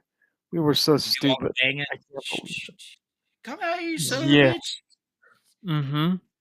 Mhm. And that tell me that wasn't cool. Jason walking out there and just walking and just going Yeah. lower and lower and lower, and then Yep. he's all like, "Uh-oh." I mean, that was Yep. tense, but, Yeah, it you know, was. Rod getting his face smashed through the not Rod, but Rod's girlfriend. Yep. Oh, He rammed yeah, her into yeah, the side yeah. of the Right RV. into the fucking right in the fucking, yeah, right in the fucking mirror of the thing, yeah. Yeah, That was some that was fucking yeah, yeah. And tell me that wasn't the coolest stunt in a horror movie. Making that dude, I RV loved it. jump in the air and flip, then land. And tell me that I wasn't loved it. I cinematic. loved The door flying off, Yep, place is and on he's just, like, fire. standing on the fucking top of it like that, yeah. Yeah, come on now. Tell me that Oh, wasn't yeah, exactly. It was fucking awesome. fucking it was fucking brilliant, dude. And the funny thing is, that was going to be the first Friday the 13th that I went to the movie theater to see, but my parents couldn't get a fucking babysitter for my brother, so I couldn't go. Oh, man. 'Cause my brother was born, because that came out in August of '86, and he was born in February. So he was, like, 6 months old when that came out, and they couldn't get a babysitter for him. So I couldn't go to Man, the movies to see 6. So my first one in the theater was 7 in '88, and I still man, you're remember going to see that with my mother. Oh my god. And I was afraid to look at Jason and certain, back at when I was a kid, when I was younger, I was afraid to look at, like, Jason and all that stuff at certain parts of the movie. So there was one part where, where that dude Michael is like, the first one that he kills is going through the woods, and I just remember sitting there with my head down in the fucking popcorn, and I wasn't looking. And my mother fucking turned to me and she said,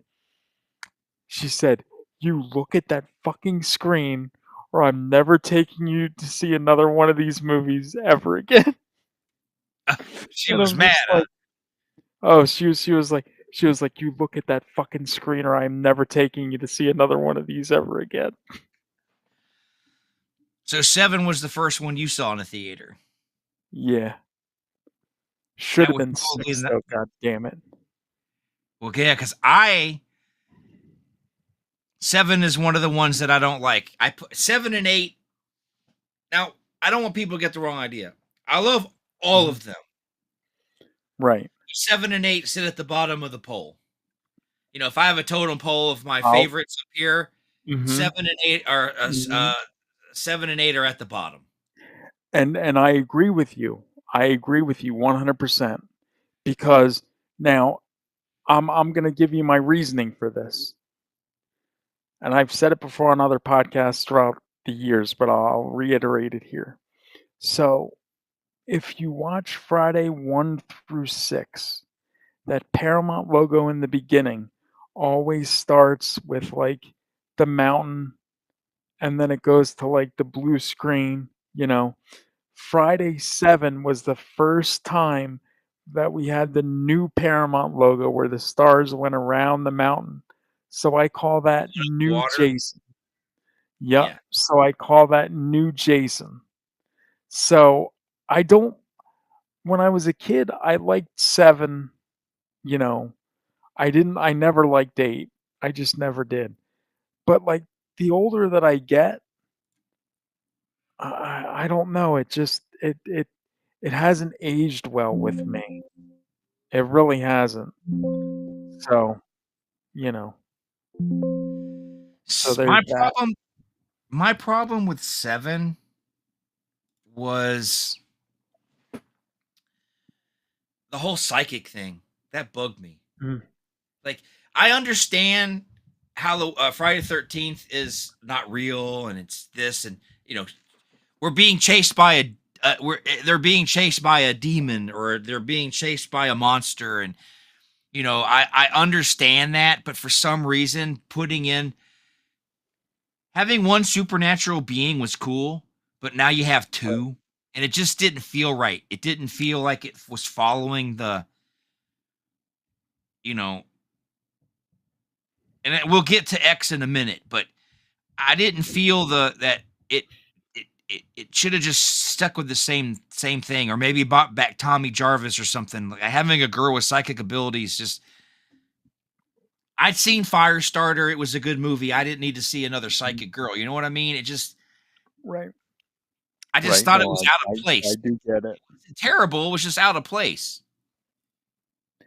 And oh, dude, speaking of that, because I was the same way. I was pissed that Tommy Jarvis wasn't in it.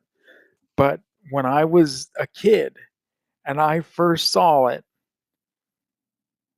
you know, I remember again my mother brought up this stupid point when like after and it made she made me believe it though for I don't know how many years.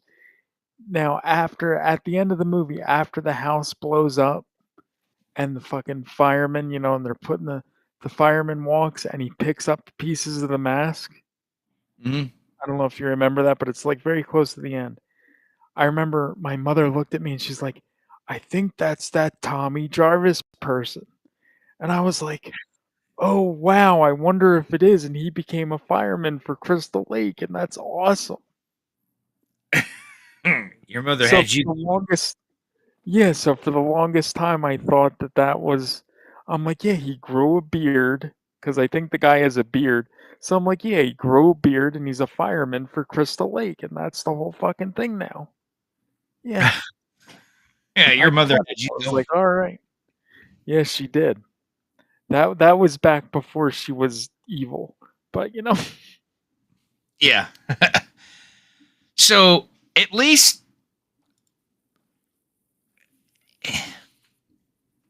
I'm not going to take anything away from what's her face. What was her name? Lepar Lincoln, Bar or Park whatever. Lincoln Bar Park Lincoln, she's dead Yeah, now. right. She did a good job. It's just the character was, hey, when she was using her powers, I believed it. She had that good facial, you know. Yeah. My Mhm, so that mhm. was a problem. I'm a big fan of the guy who played the doctor. I like the actor who played the doctor, but Yep, Terry Kaiser, Weekend at Bernie's, yep. yeah, he did a good job, but the character was just I don't know. And the mother was a douchebag. Not the actress, just the way the character was written. It was terrible. It was she wasn't a very believable mother to me. Yeah. So to me, it was a letdown. Especially after 6. You got to remember 6 comes before 7. So 6 Yep, was yep. good. 7 was a letdown, and then 8. Now I put 8 above 7 only because of the psychic stuff, but 8 drove me nuts Yep. because of the giant loophole. And or Oh, two things bugged me the most about 8. One mhm. was they're at Camp Crystal Lake. How did that lake get them out into the ocean to get them to Manhattan in the first place? For one. Right? Dumb. And for 2, turning him into a baby at the end was like, what the fuck are Oh you? my god. Oh god, don't. Like, okay, so toxic waste turned that fucker into fuck you. Toxic waste would have No. melted him into nothing. Right. The fuck like what are we watching here? Like Right. So I don't even like, I mean, the old dude who played the teacher. I like that actor. I've seen him in other stuff. yeah, I don't know he's how, been in other stuff. He is good.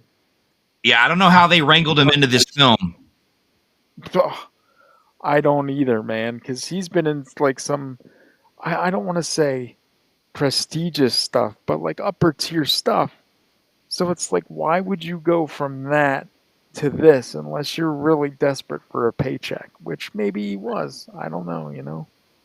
And I do believe Kelly Hugh was in it, was in part Yeah. 8. She was the Asian. Yeah. Yeah, that was one of her early films. The people who did this is in their early day. I never pick on actors who do horror movies at all, period. But I really don't have a problem with the ones who are it's their first movies. You know, my problem with actors like let's take Susan Sarandon for instance. She never, ever, ever talks about her days in Rocky Horror Picture Show. Every time they do reunions or they do a documentary or they do, she never wants to be a part of it. Like she wants to pretend it doesn't exist. Those are the Yep. kind of actors I don't care for. If you're going to shy away from your early work, I mean, Mhm. I can understand if you did porn like Wes Craven. Wes Craven would never tell anybody his porn director name because he didn't want people to know, and I'm that's fair. I get that, but Mhm. Rocky Horror Picture Show's a classic film. She shouldn't be ashamed that she was in it. I mean, she Yeah. shouldn't be. No. Yeah. No. So Don't be at least ashamed of it. at least a lot of these people who do these horror movies, at least they live it. You could go to a convention and see Kincaid from fucking from Nightmare on Elm Street because he'll go to a convention. So I give them credit. Even the ones who have no careers, at least they don't hide from it. You know, Right. I did horror. I don't care. You know what I mean? Mm-hmm. I understand some of them had a bad experience, like chick from The Exorcist, Linda Blair. She had some bad things happen to her as a child actor. She don't like reminiscing about the old days. That's different. I understand that. She doesn't hate that she did the movie. She hate what happened to her in Hollywood. So Right. that's why she won't talk about it. But she's never once said, I hated doing that movie. There was things in the movie she hated doing, but in general, she doesn't like, I wish I never did it. So all the people who were in these movies, at least some of, the ones that don't shy away from it, I appreciate. But like, yeah, it was one of Kelly Hughes' first movies. So that was the thing about 8. Now,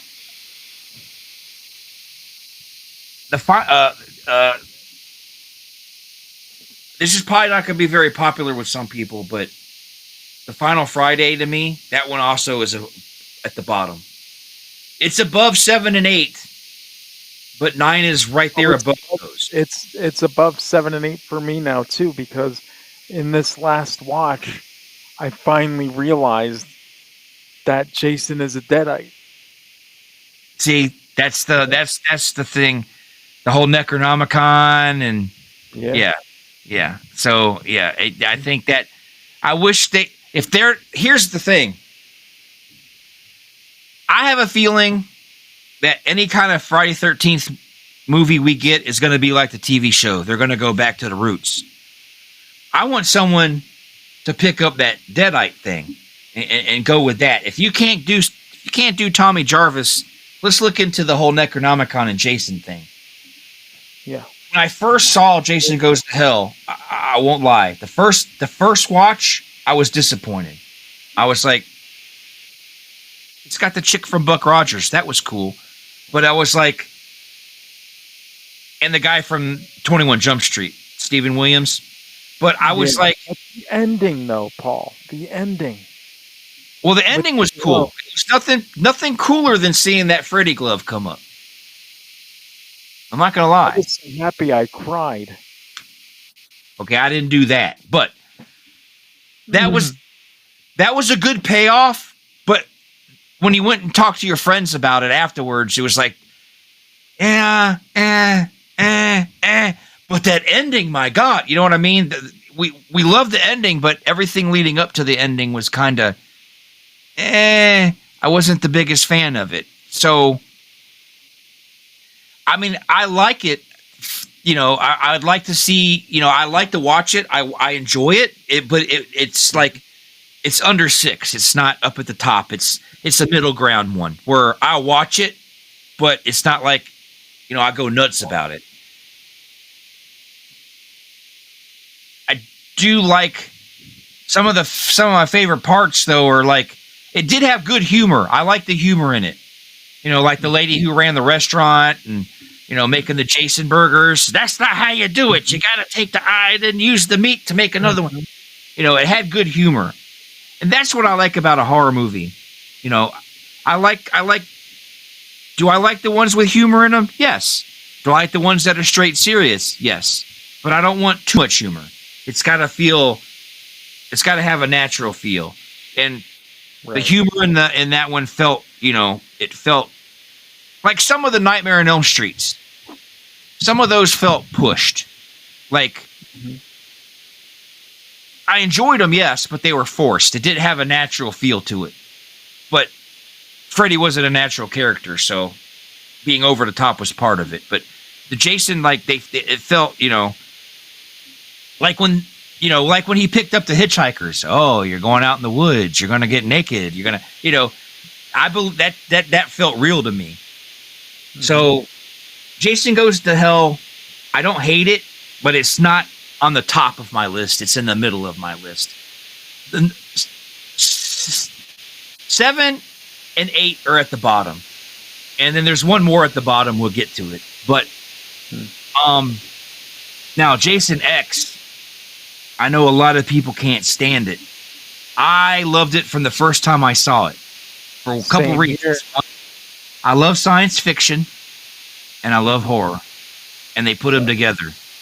Was it outrageous and over the top? Yes, but it was, at least it was original. They were trying something different, carbon freezing them. And by the way, you do know that the woman, the main character in Jason X, is married to the guy from Stargate SG-1 who played Dr. Daniel Jackson. Oh, that's really? I didn't know that. Her name is Lexi something. That's his real-life wife. Lexi Doing, I believe. Yeah. Yeah, she actually was on Stargate SG-1 for a couple seasons. She replaced, when the original Doctor left the show, she got hired to play the Doctor. So, I like her. She's a very good actress. I like her. And once again, good old man crush on her. But I liked the concept, cryogenics. They froze him. He ended up, they ended up going to I thought it was original. I thought it was different. It wasn't your typical Friday the 13th. And I give him a whole bunch of credit for trying something new. So I liked it from day one, I like how they did the whole sleeping bag gimmick again, and it was like, that was classic. And and then fucking, what's his name? Oh, Jason. Tell me he didn't look badass when the fucking the nanos fucking rebuilt him. He looked fucking cool. Yeah, that was Uber Jason's badass. I love that. My generation people who watched it said he looked like he could be from Ultraman. If he did this, he would grow. He looked like a bad guy from Ultraman.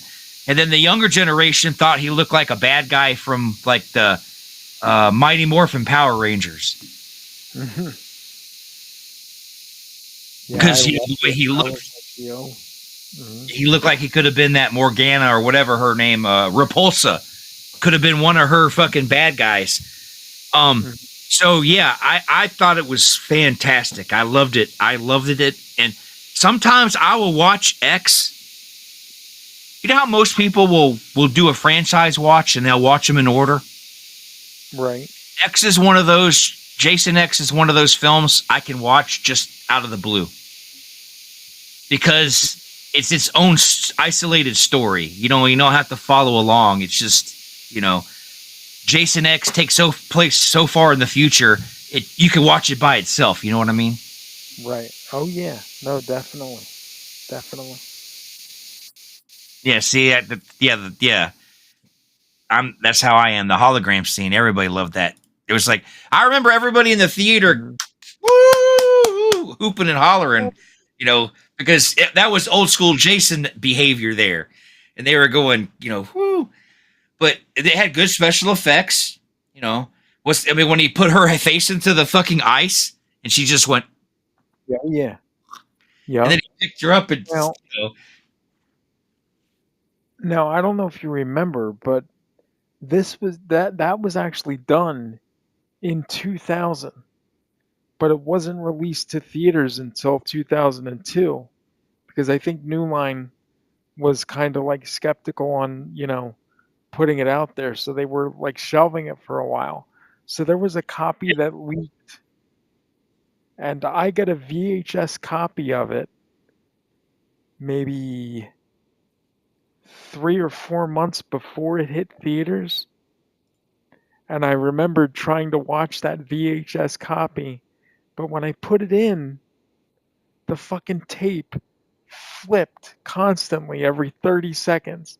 So I could hear it, but I couldn't see what was going on. oh, well, So, I you know, go ahead, go ahead. no, so I didn't see it really until like later in the theater, but I heard it. So, like, when I went to the theater, I was like, "Oh, I remember hearing this. Now I see what they're doing." Because I know I don't. The guy who wrote the Jason X movie, he was in it. He was one of the soldiers, Mhm. and I do believe this was the first film that Noel Cunningham worked on. I mean, I'm not 100 Yeah. percent sure, but I think it was his first Um, time producing a film. yeah, I'm Um, pretty sure. yeah. So, but I thought it was spectacular. The only character that I didn't um my least favorite character was the robot, and not because because the lady who played the robot, she was awesome. She was either in Andromeda or Farscape. I don't remember which one it was.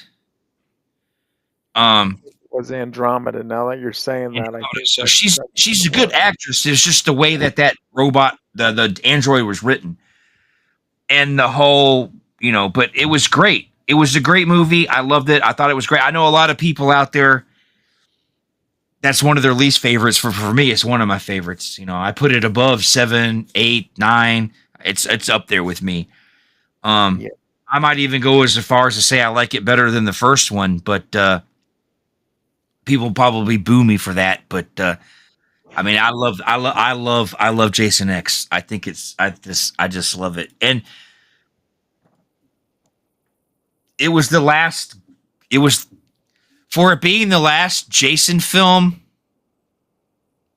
Mhm. Um, I think they did a good job. I know there's still two more, but I consider it the last Jason film because the next one that came out was Freddy versus Jason. And that was to me a fan fantasy film. And I don't mean a fan film like, a fan made it. Mhm. Freddy versus Jason was just made for the fans to give Yeah. them what they've been wanting. It's not story linked. It's got the lore in there, but it's not part of the franchise.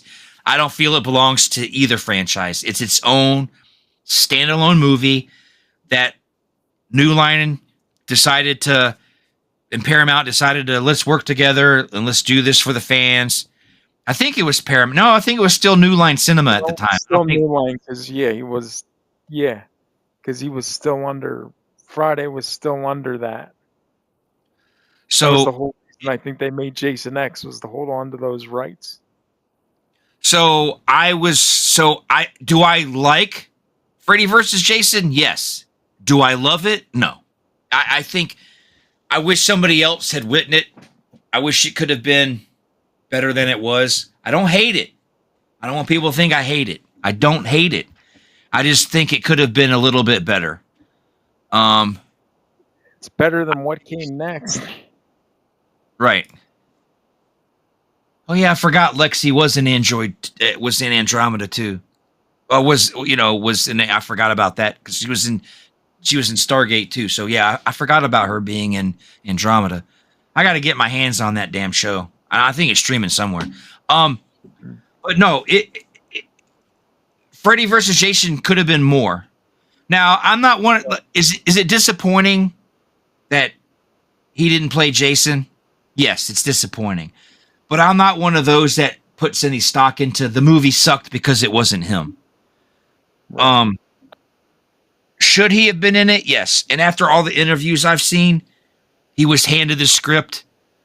What's her name? Megan Mullally, the one who directed New Nightmare. I think that's her name. Um, Um, the one who directed Final Freddy's Dead. oh, Um, Rachel, whatever her name. Yeah, Rachel Talalay. Rachel Talalay or whatever. That's it. She Yeah. she got. I can't remember his name. It's slipping my tongue. The guy who played Jason. So, I hate Kane being Hodder. sick. Yeah, Kane Hodder. He said he was literally in her office. She literally handed him a script. We're finally gonna make it. Here's the script. She never came out and said it was gonna be him. But why do you give a script to a guy and then not want to use him? He said Yeah. he said the only in the podcast that I saw him on, the only reason the bitterness about it is he's not mad at CJ Graham for being Jason. He's not mad at CJ Graham for taking the role because of course he's going to take it. It's a paycheck. So that's not the problem. His problem is, and it's not even that he didn't do it. His problem in the interview was, you showed me all this. You came to me. You talked to me about this. If you weren't going to use me, why did you do that? So it hurt his feelings, basically. And I agree with him. They should have not said a fucking word to him if they weren't going to use him. Yeah, well, I mean, I think that was on Ronnie Yu or whatever his name is, too. I don't think he wanted to use him. I thought that he was like, well, he just doesn't fit the Jason that we're trying to... Yeah, he corrected me. CJ Graham was the one before Kane Hodder. Ken Kersinger was the one who was after. CJ Graham was the previous Jason. My bad. So from what I understand from what Kane said, one of the biggest reasons they went with Ken was because he lived in Canada and they filmed it in Canada. So it would have saved them money. They would have had to pay extra money to bring Kane in there, put him in a hotel. So he thinks that was part of it too. But we don't have the other side of the story. Kane, we only have Kane's side because no one's talking about it. I would like to one day know. I mean, I know it's really none of our business, but as a fan, I'd like to know, why would you have told this guy all this shit, not used him? But I don't dislike the movie for any, like a lot of people. There's a lot of fans of Kane Hodder who just don't like it because he wasn't Jason. And as much as I'm upset he wasn't, it didn't make it a bad movie. No. To me, I don't think they used the right director. I didn't like the story. It had good actors in it. It had that one chick from Destiny's Child in it. Can't remember her name. She did a really good job. She did Rachel Rowland or something. She did a very, very good job. I didn't think she was going to be. When they said she was in it, I'm like, because most singers aren't very good actors or actresses. But I saw it. I'm like, damn, she did a fucking good job. Yeah, I quoted Freddie's line. It's my favorite. Yep. Sweet dark meat. Yep. And then what was the other? It had the dude from Christmas Story, and he was also on Titus. He played Titus's dumb brother. The redheaded guy. I can't remember his name. Oh, shit. Oh, fuck. It's slipping my brain. Zach Ward. Yeah, Zach Ward. He did a good job. He was in it. And Jason Ritter. John Ritter's boy was in it. Love Jason Ritter. I'm a huge fan of Jason Ritter. I was upset when the TV shows that he didn't make it. I love Jason Ritter. I think he's a great actor. Well, he is in one show now that me and the wife like. Yes. Matlock. He's in that new Matlock. I watched that too. Yeah. I love it. I'm a huge fan of Jason Ritter. I haven't started the new season yet. I was upset last season about the whole thing.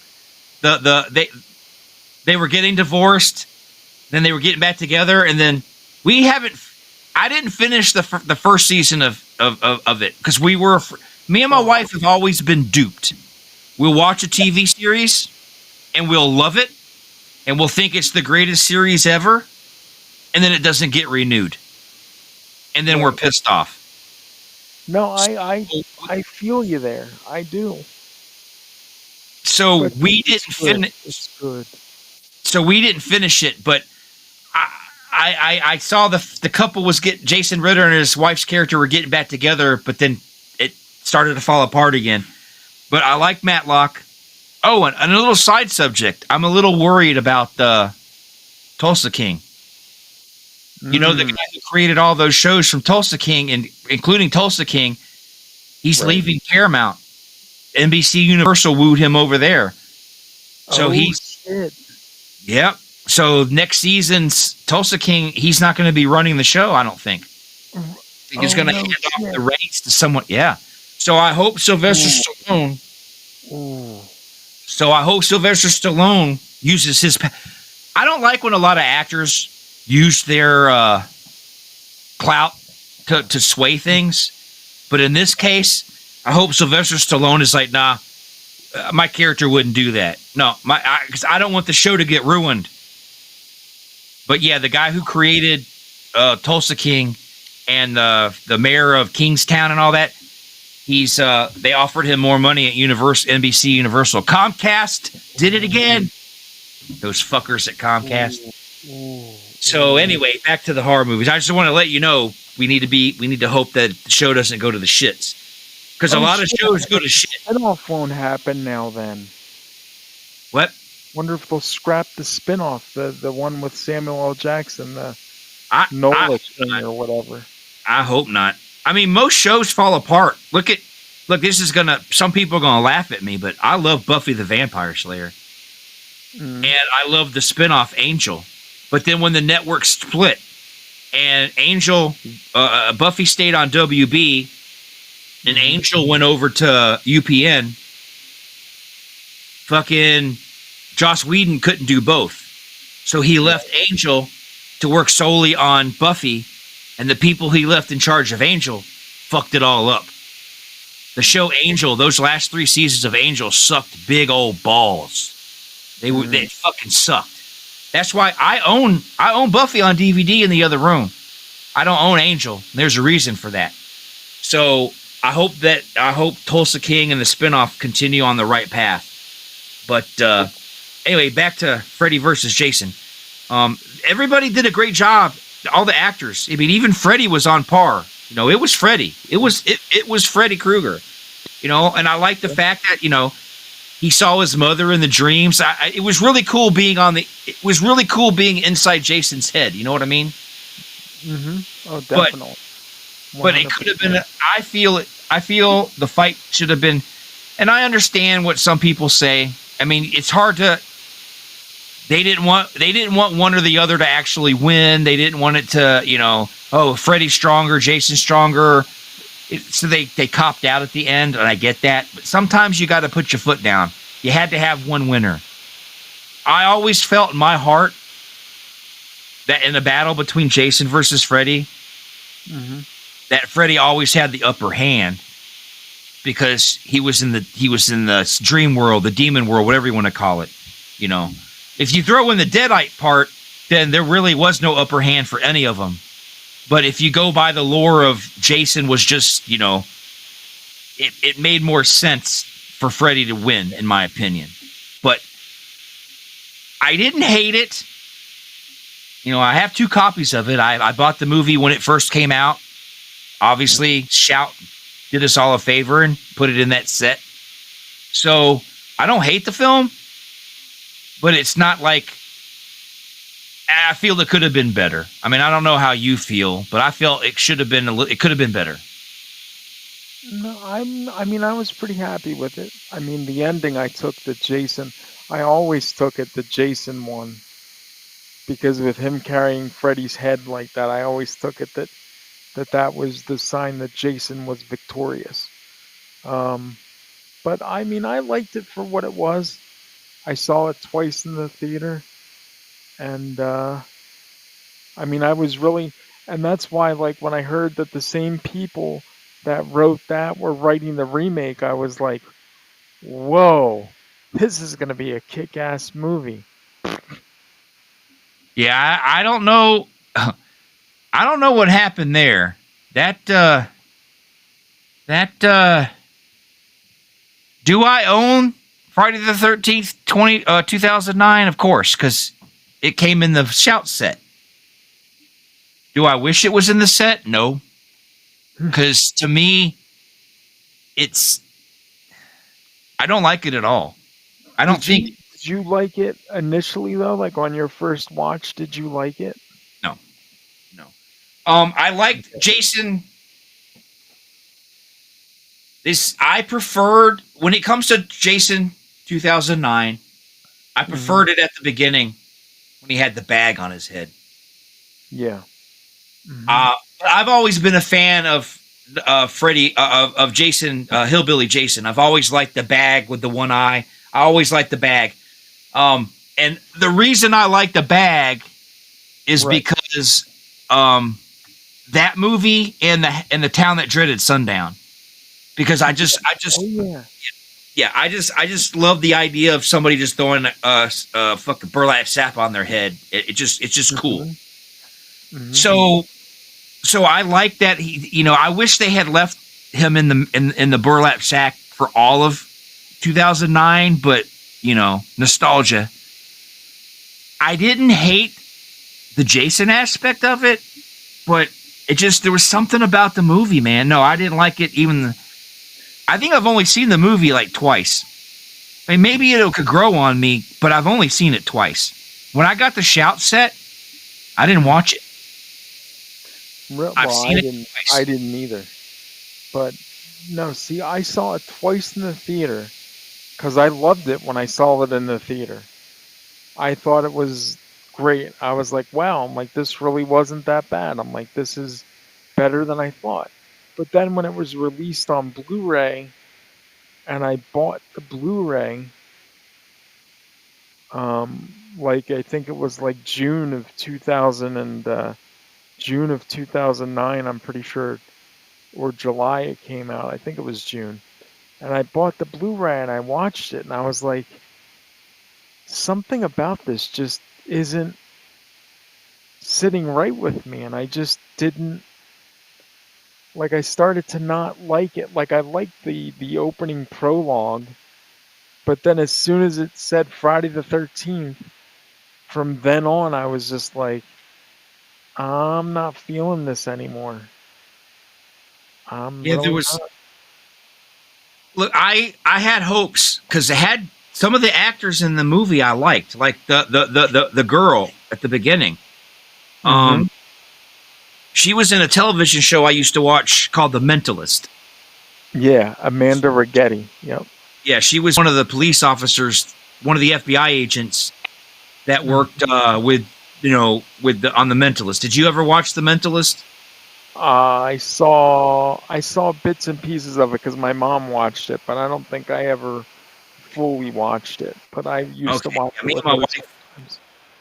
We loved to hate it. We loved the show, but we hated that they kept dragging out the whole Red John bullshit. So we did spend quite a bit of time, but we did watch the whole series. But I was a big fan of hers, and I don't think she did a good job in it. I don't know why I don't like that one. I don't know why. I like I said, I've seen it twice. I didn't go in a theater and see it because I was nervous about it to begin with. I rented it. No, I bought it. Because I thought if me and the wife go to the theater to see it, we're going to spend like 25, 30. This was, now if me and the wife go to the movies, we'll spend like 60 or 70. But back then, me and her going to the movies, getting a soda and a popcorn would have been like $25.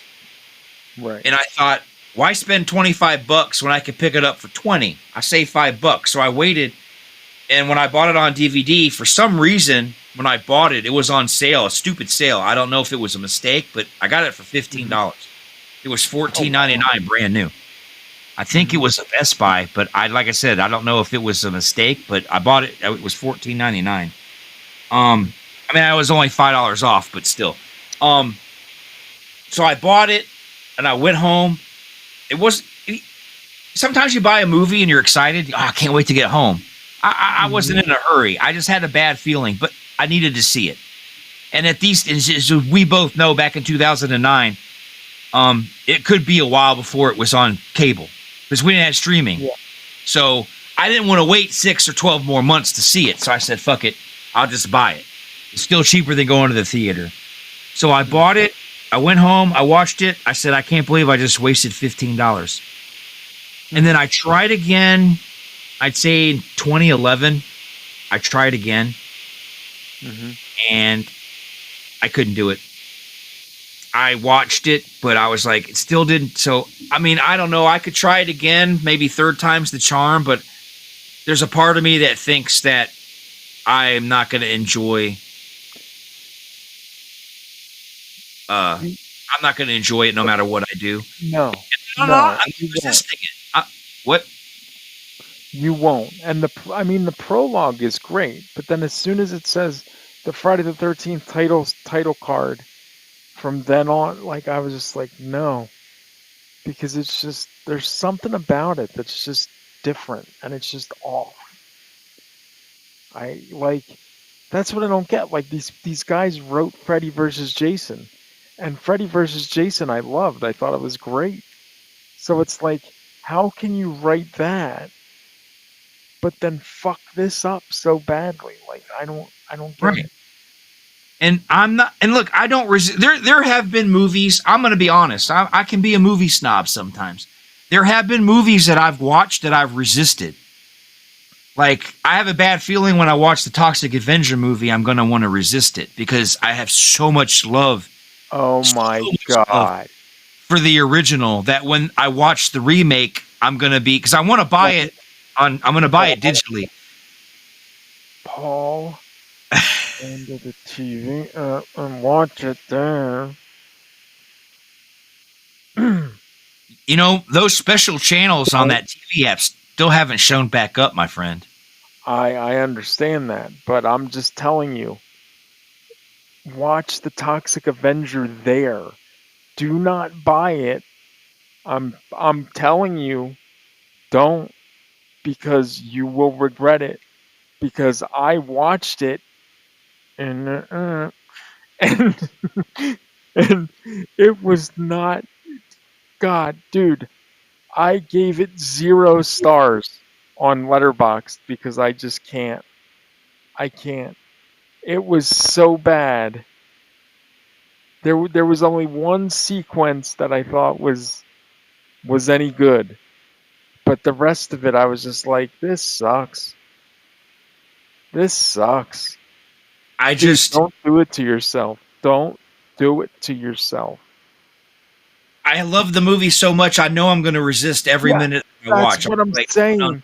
No, the original is classic. It's great. You can't. That's perfect. This movie totally shits on the original. It totally shits on it, Paul. Don't watch it. Don't. Or if you watch it on a TV. see, that's the reason. See, I didn't do that with Friday the 13th. I watched it wanting to like it, and it just won't. It just doesn't grab me. So it's not. I wanted to like Toxic Avenger, but I couldn't do it. But dude, I was on my stepper doing my steps as I'm fucking watching it, and I'm just like, this is a fucking piece of dog shit. Ugh. I don't know. I just. Everybody loves this movie, but it's not good. It's not good. If you watch it and you like it, I'm gonna be very surprised. Well, maybe I'll. I'm shocked. Maybe I'll check it. Maybe I'll check it out. Mm-hmm. But yeah, Friday the 13th, that remake, reboot, whatever they want to call it. I didn't like it. I didn't like it.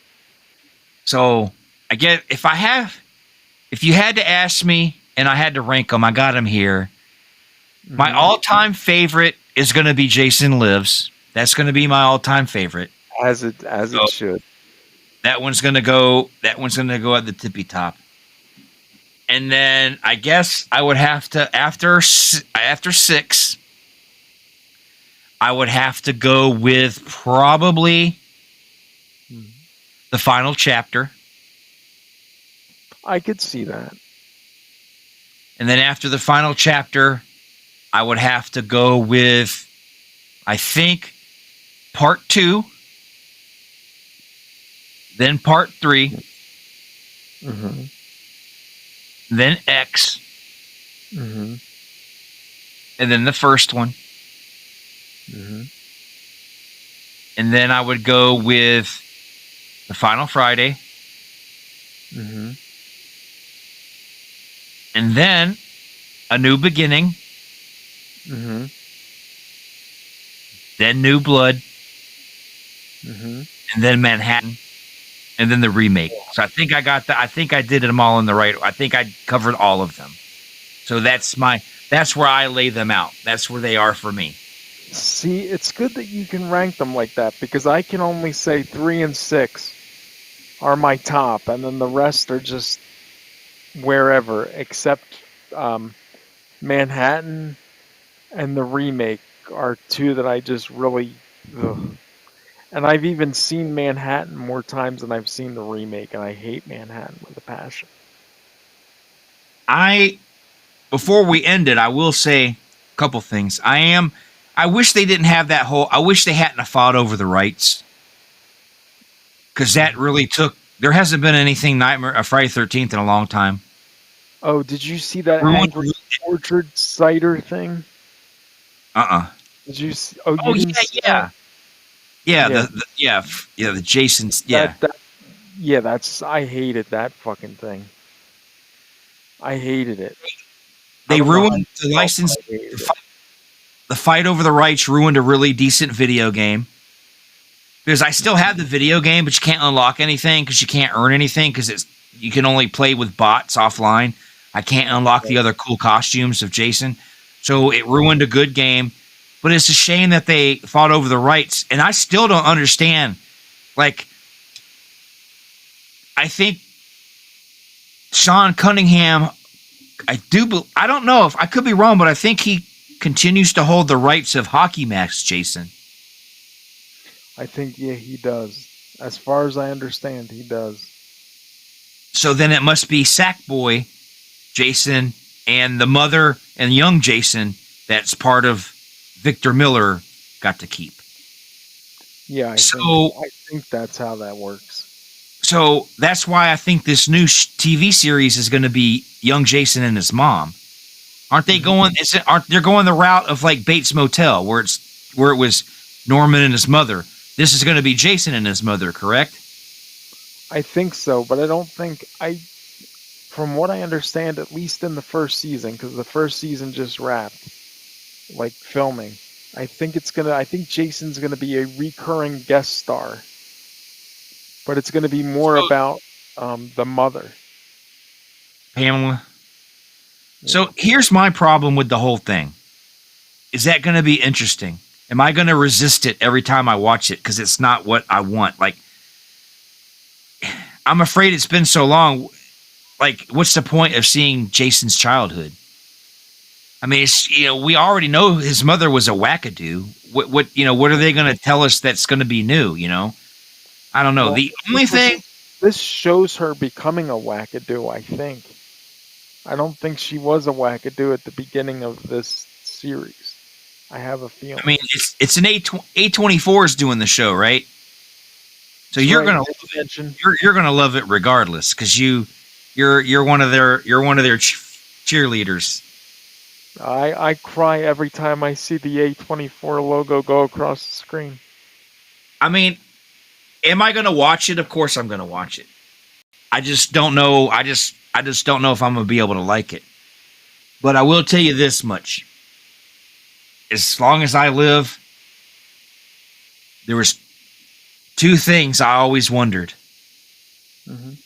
In part 6, there was that crazy old man who was taking care of the graveyard. Yeah. I used to always think that that was Jason's dad.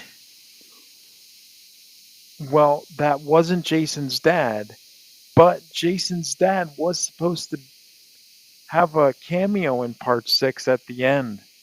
I don't know if you knew of this, but Yeah, there was an ending. You heard about the ending that was I storyboarded heard out, he but was they never supposed to. shot it. I heard that he was supposed to, but I don't know the details. Yeah. Well, it was just that at the end of the gravekeeper wasn't supposed to die, and he was supposed to be like cleaning the tombstone or something at the end of 6, and a man was supposed to like be at the grave, like wearing like a coat and a hat, and I guess he was supposed to give the gravekeeper like slip him some cash for taking care of the grave, and Okay. then the gravekeeper was gonna leave, and then Elias Voorhees, his father, was supposed to be standing at the tombstone and something like that, and that's how it was supposed to end. Because I won't lie, I've always wondered where's Jason's dad was during all that, beginning stuff. You know, We'll that probably hear early about that scene. now, I bet. Yeah. So I mean, I might like the show. I don't know. Um, but I always thought he was the dad, and then a part of me always thought the old crazy dude was might have been his dad. That he may have lost his Yeah. mind. Yeah, Mhm. that when his son died, he went crazy, and that's why he would kept saying, "You're doomed, you're cursed," because he was, pissed about his son dying. So there was always a part of me that thought Crazy Ralph was Jason's dad too. Mhm. I like Crazy Ralph. Yeah. No, I do too. More movies need Crazy Ralphs, in my opinion. I concur. I do. I do concur. So, oh, it just now hit me. One of the early horror movies that I saw that really blew my fucking mind, and it was around the time of the early days. Was that Sleepaway Camp? Ah, yes. Mhm. To this day, it is probably in the top 3 best endings of a horror movie ever. Oh, without a doubt. Without a doubt. I'm just Without saying. a doubt. I'm not going to get into it because I want to get off of here, but it was that was another one of the early ones that made an impact on me, that they could shock you, that they Yeah. could shock you and make you, give you the whole, like, just make you fucking go, what the fuck did I just see? So yeah, I definitely that's one of the whole franchise as a whole I enjoy, but that movie is up there with some of the classics because of that fucking ending. So Oh, 100%. And that's one, like, young Michael J didn't realize that was, when I was young and I first saw that, because I first saw it when I was like young, I didn't realize that she was a boy. I just thought that she was like some monster or something when I was like, because it's like, uh, and I'm like, oh my god, I'm like, oh my, I couldn't watch the end. I didn't see that she had a dick because I couldn't watch it because it just scared me when it's like, I'm like, I don't want to see the monster. That's scary. yeah, because they gave her the most unnatural stance, the way she was standing, the look on her face. Yeah, they made her look batshit crazy as fuck. Well, because from what I understand, an 18-year-old guy that they put her face on, or they made a mask of her face and they had him wear that. But Oh, it was okay. an 18-year-old guy that they said he fucking got drunk because he was so embarrassed and he was like devastated and crying because he was just like standing there naked. Man, I was old enough, so I was like, holy shit, that's his dick. It's like this chick has a dick.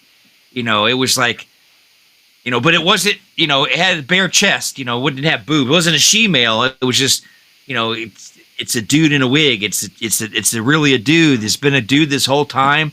I was like, Right. holy shit. But the fact that they had the balls enough to release it, usually, back in the 80s, it was all just tits and ass. They never really showed men's privates. So Right. No, so they didn't. I was like, whoa, you know. So yeah, that movie. So that was one of the ones. But Friday the 13th, for all its flaws, is still my favorite franchise. Even though you got the reboot in there and takes Manhattan, it's still. I can always take one of the movies. I could probably even take the reboot and find something in the movie and be like, okay, that was kind of cool. You know, like watching Jason walk through Manhattan was really awesome. I mean, you know, kicking the radio, that whole scene of him down. I mean, that was cool. So there's a lot for me to love, but it's my favorite franchise. I don't hate the other franchises at all. I love them. You know, even except for the past Halloween trilogy, those last two. But you know, Friday the 13th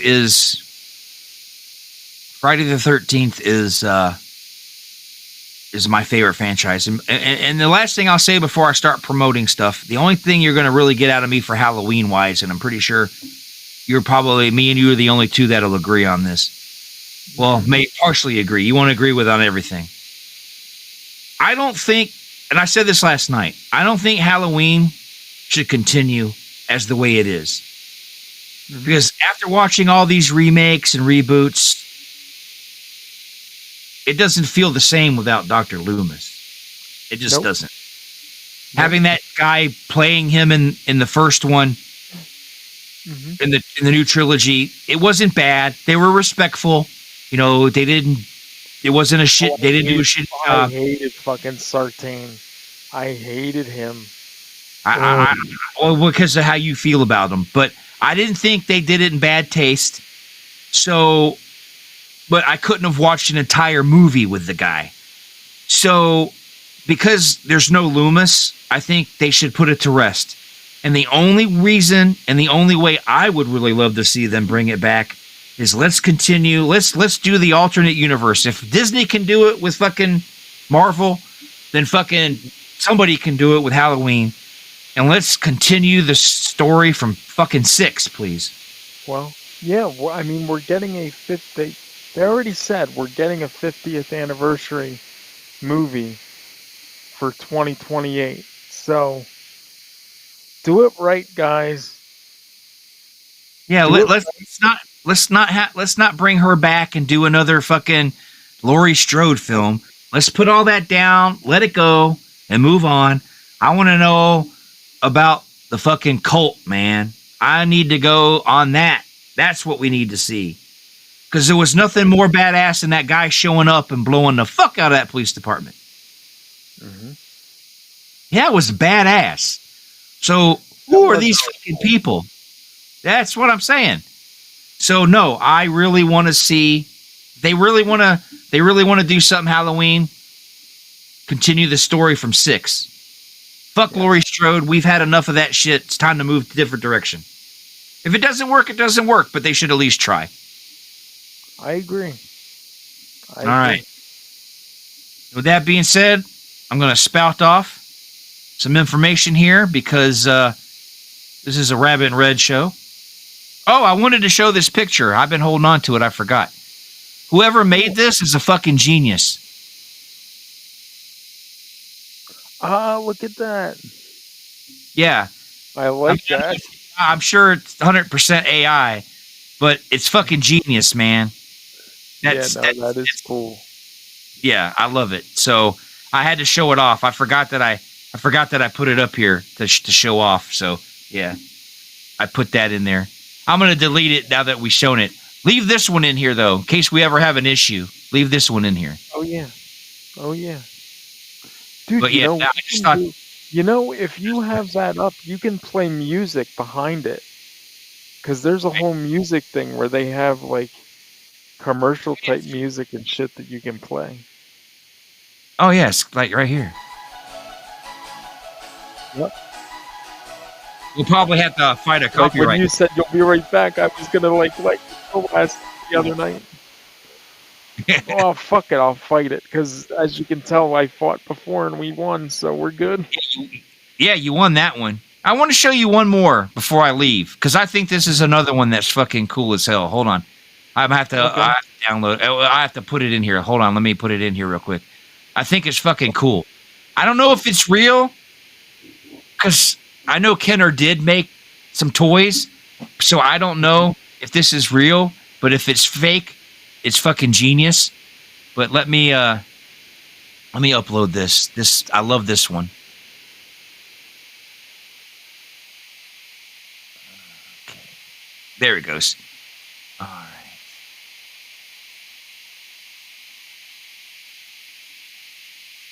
Texas Chainsaw Massacre. Let me move the banner. That would be sweet.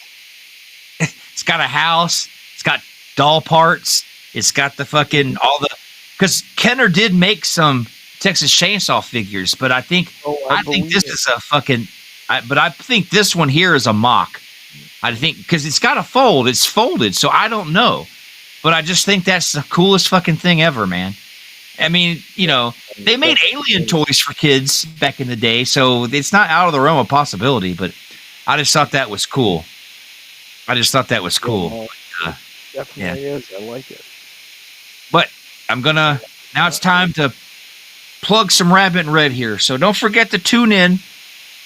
Everything on Rabbit and Red is Central Time. Tune in Mondays for the current cut. And then Tuesday is Rabbit and Red Radio Live. You're going to do it this week coming up, right? This week coming up, it will be back, yes. And it's still going to be cringy horror movies?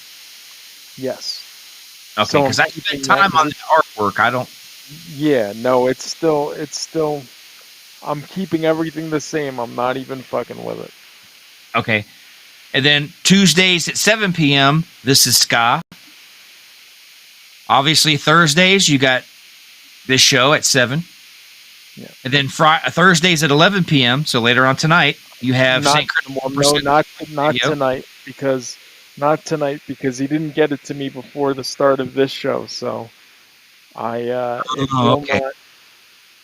If I look there tomorrow morning and it's there, I'll pull it and I'll air it Sunday night at 8 when the replay airs.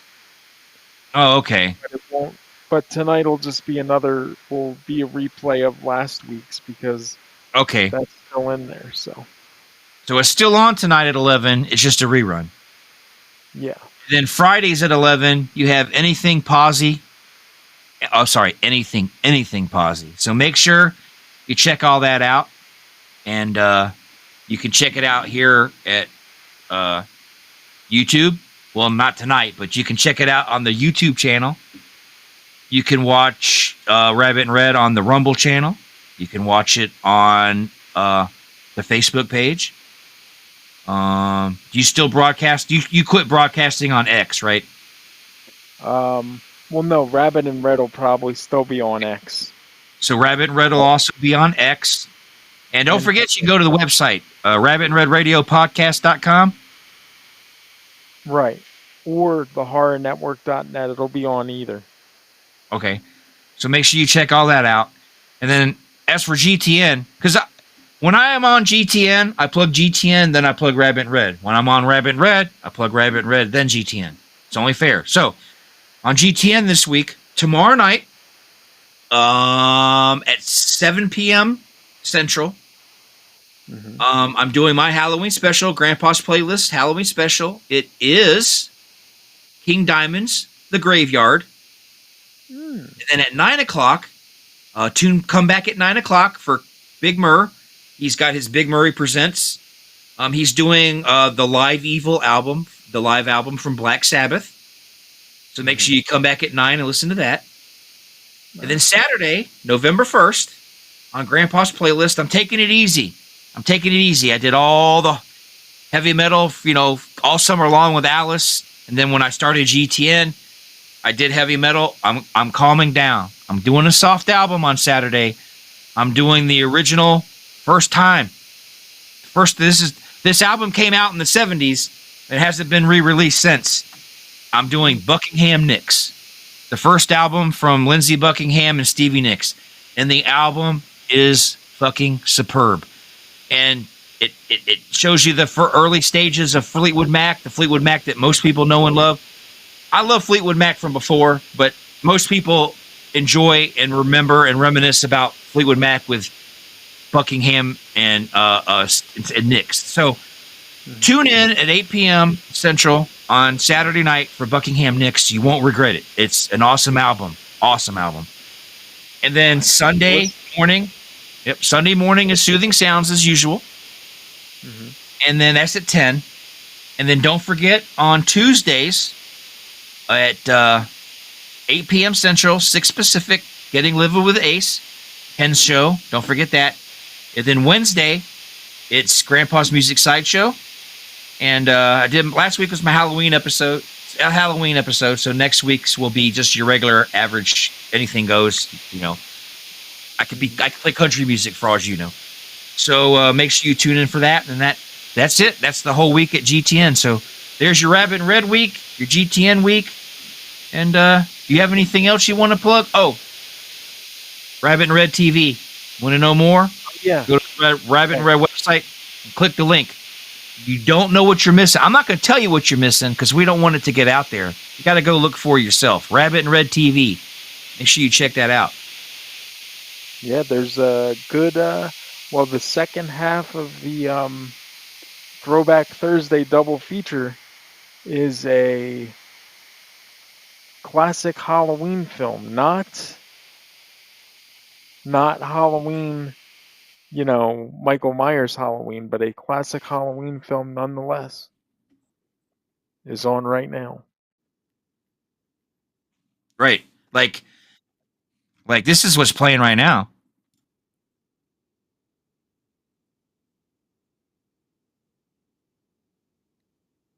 Oh, please tell me there's sound.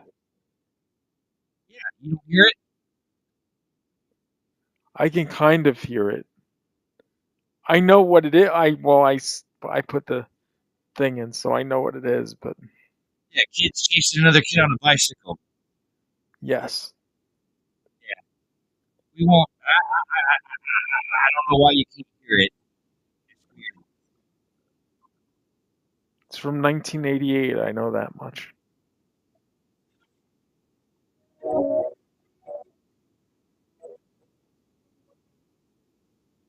at least you know it's got sound. So if anybody wants to check it out, Rabbit and Red TV, make sure you check it out over at the website. I don't think you'll enjoy it. I know you'll enjoy it. So make sure you check it out. And tomorrow's Halloween. So if you want to watch Halloween movies, Programming all day. Halloween like Michael Myers, but like you got other Halloween movies, or is it all like Halloween? It's not all Myers. We start out with like earlier in the morning is going to be like